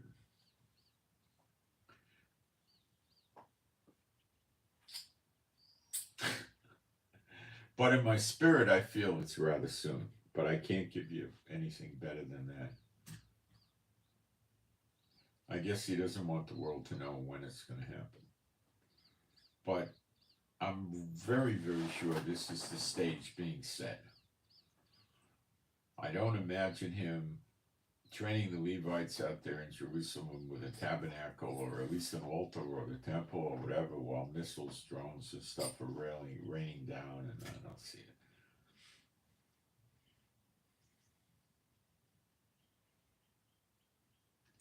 The fact that they lay siege to us, not actually missile attack us, is also interesting. But analyze it. There's not many weapons left in Syria. The Houthis have had a lot of their weapons storage attacked. Gaza's had most of it attacked and destroyed, and to a great extent Lebanon too, so they might not have much to work with. But they should still have something. But when you're in a siege, sometimes you would shoot arrows in, or maybe even catapult fireballs in, so they could be shooting missiles while they're in the siege, but I don't see it. I don't think they will. I think the siege is going to be more to block anything from going out or coming in. So there's, a lack of trade.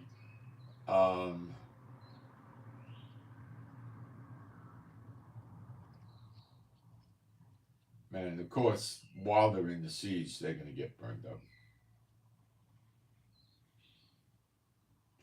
It all happens in that day. That's going to be the day of vengeance, and it's going to be the appearing of the sun and the Son of Man, and the moon's going to go to blood, and the sun's going to go dark. Everything is going to be quite a day. The world will never be the same. Ever and ever and ever never be the same.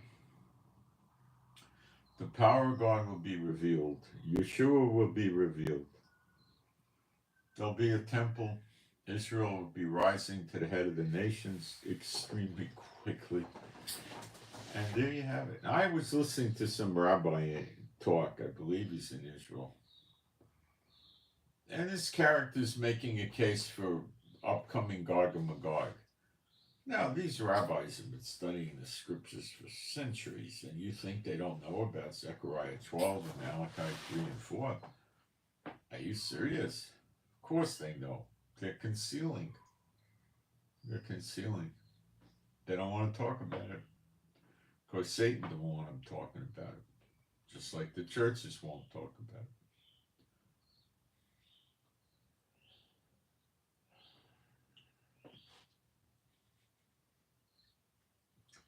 So when is America most vulnerable to get hit by the sleeper agents, and other countries too? I say starting Monday.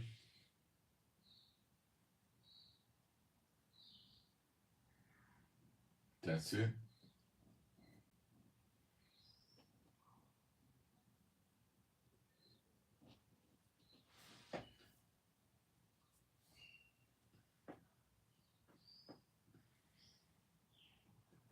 So what else can I tell you? We just gotta wait and watch. But I think it's gonna be fast. But I can't plan on it, and it may very well be. It may start when we get the next new moon. Let me see if I can find a date on that.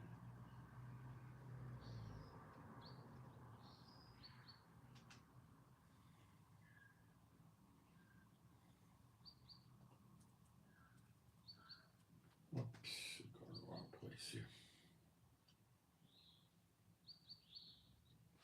I posted in my Telegram. I might be able to find it. Let me see.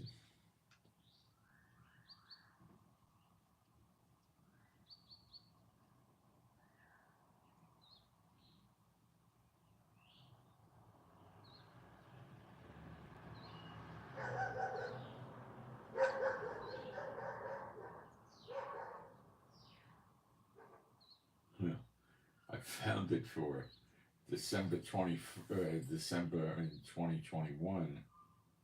That's not exactly what I was looking for. Let's see if I can find it for last month.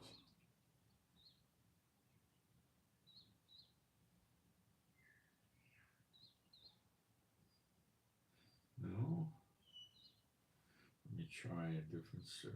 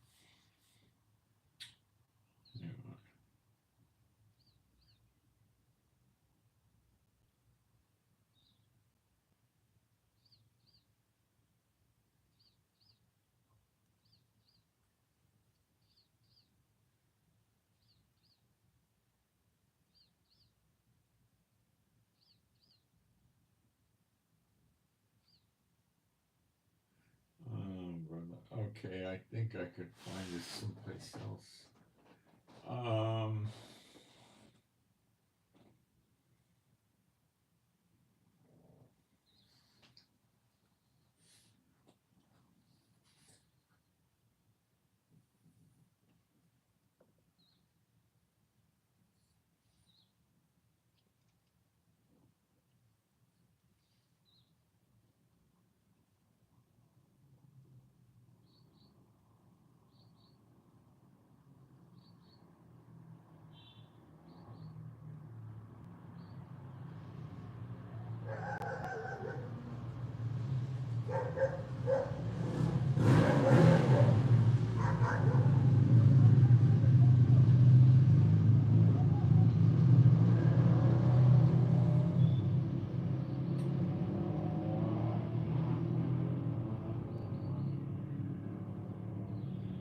Getting it. I don't know why.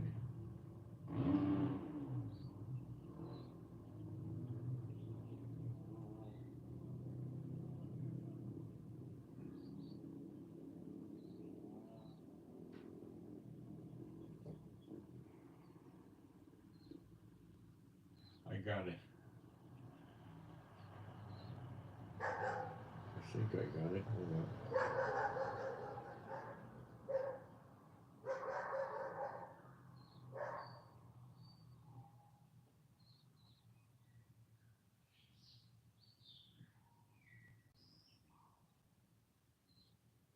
Now I got to get a date. I got the time.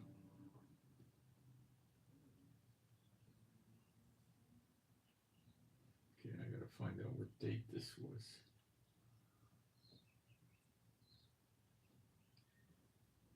Alright. I got the time of it. And it was in January, but I don't got the date. Alright, I'll get it.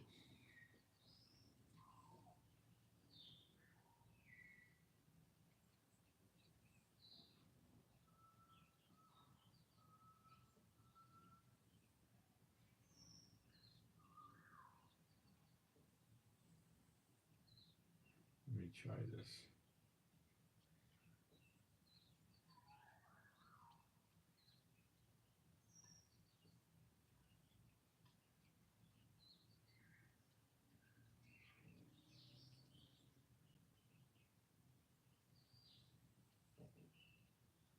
This is nuts.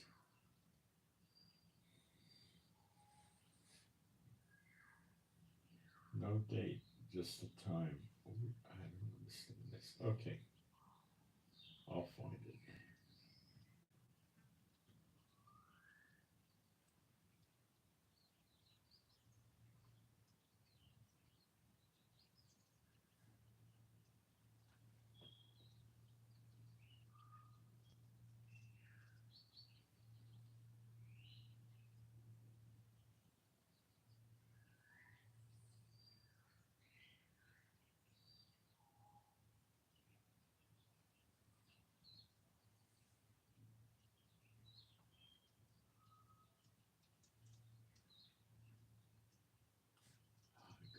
Would have to have a typo.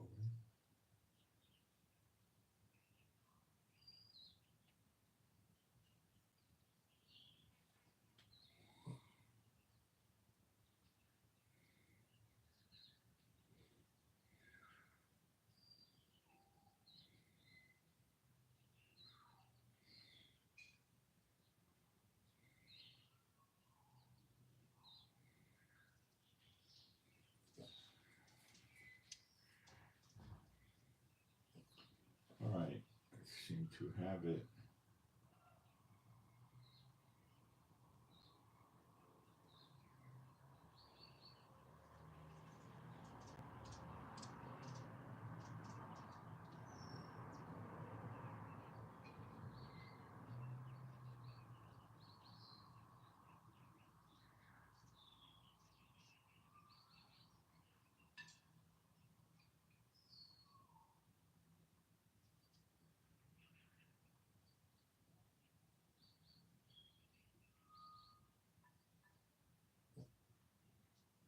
Oh my gosh, it's just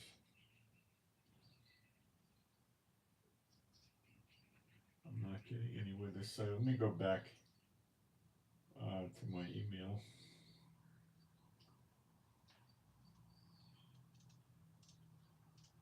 If I could find the date of this email, I got it.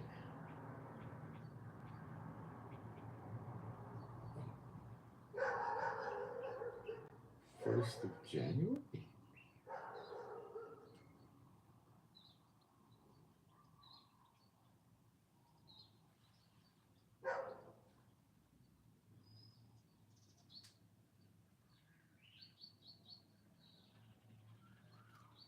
See, I gotta figure out how screwed up we are with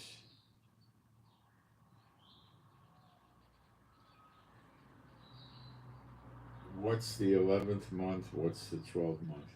If I'm reading this right, there were sightings on January 1st of the new moon, which makes me think that's probably month 10, not 11. So it means we'd be around March 1st, but I'm not sure on this. February 1st is rather early for the new moon.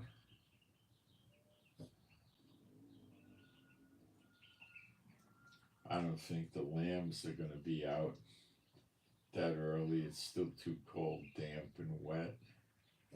So I have to get into this a little bit deeper. If my wife said she saw it January 1st, she saw it January 1st, but I don't recall it being seen on January 1st. I'll just ask her.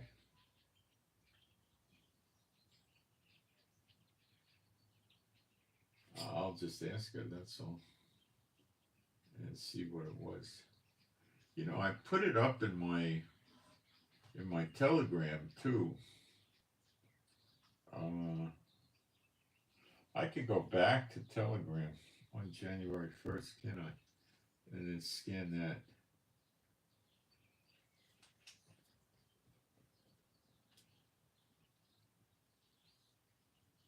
No, this isn't right. Let me get out of there.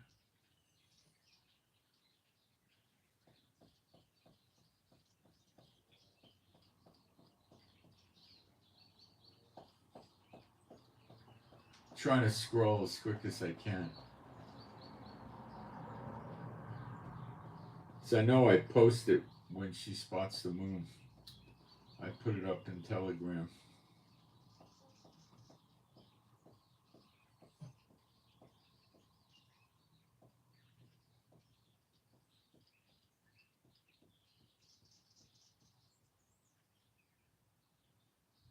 I'm on January 2nd already, so I'll get there.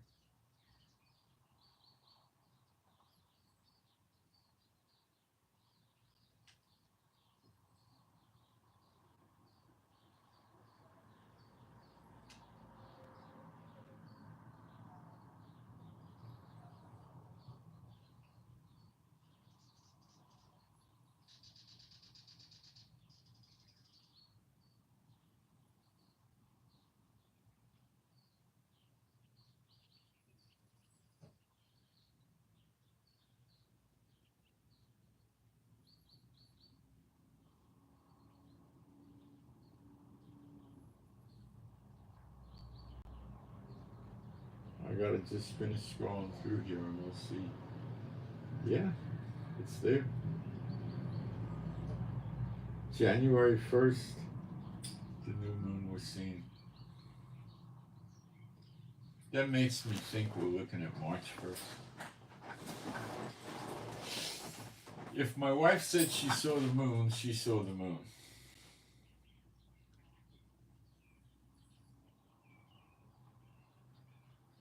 But I just don't think you're going to have this on February 1st. I'd be happy as all get up. So let's pray. The Lord shows me if this is going to be February 1st for the new year or January 1st. Or about, it could be the 2nd or the 3rd or something like that. Yeah, let's pray for that, okay? because I still think there's a decent theory in Isaiah 61 with the acceptable year. He doesn't say year of recompenses. He doesn't say year of redemption. He says acceptable year, which makes me think the Jubilee year is going to be, it's going to run into the year of redemption. Because they're pretty similar, but not, redemption goes a whole lot further than uh, Jubilee. But again, it's a lot of it is very similar. You get your land and your house back, so we get to go, everybody gets to come to Israel. You know, it's very similar. Very similar. You get reunited with your families. Well, the dry bones are going to be reunited with their families many, many generations.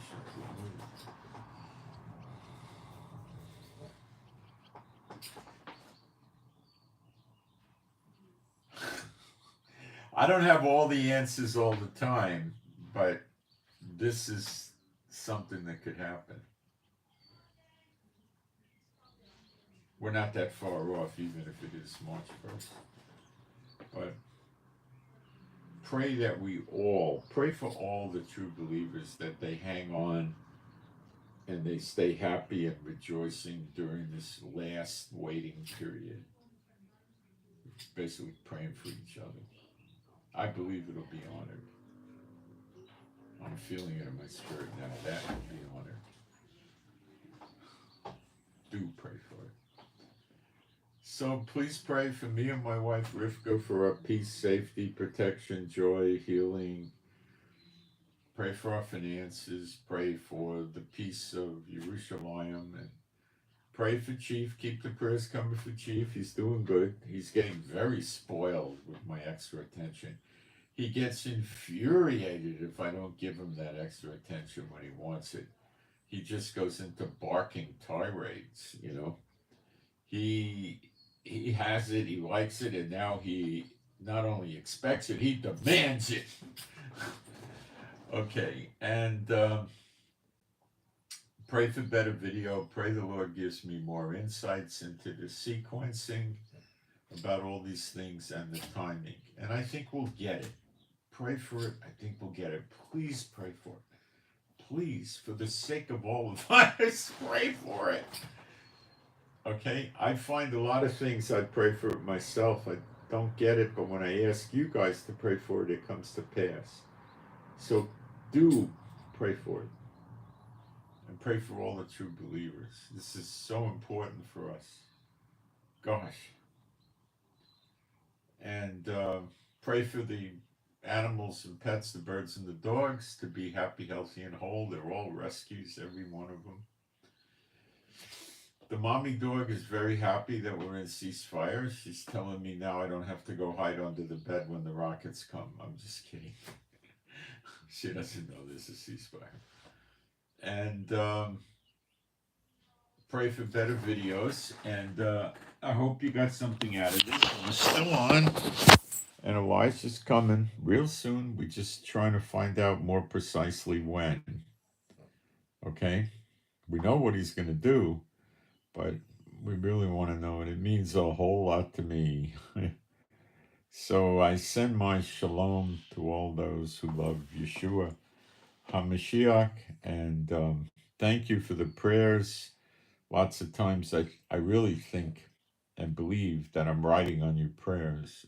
If there is such an expression that's biblical, I don't think so. I think I made it up, but you know what I mean. And that's about it. So it's pretty peaceful here. No incoming, no red alerts, you know. And there's going to be a lot of joyous celebration once the hostages start coming back. So I send my shalom to all those who love Yeshua HaMashiach, and I'm out.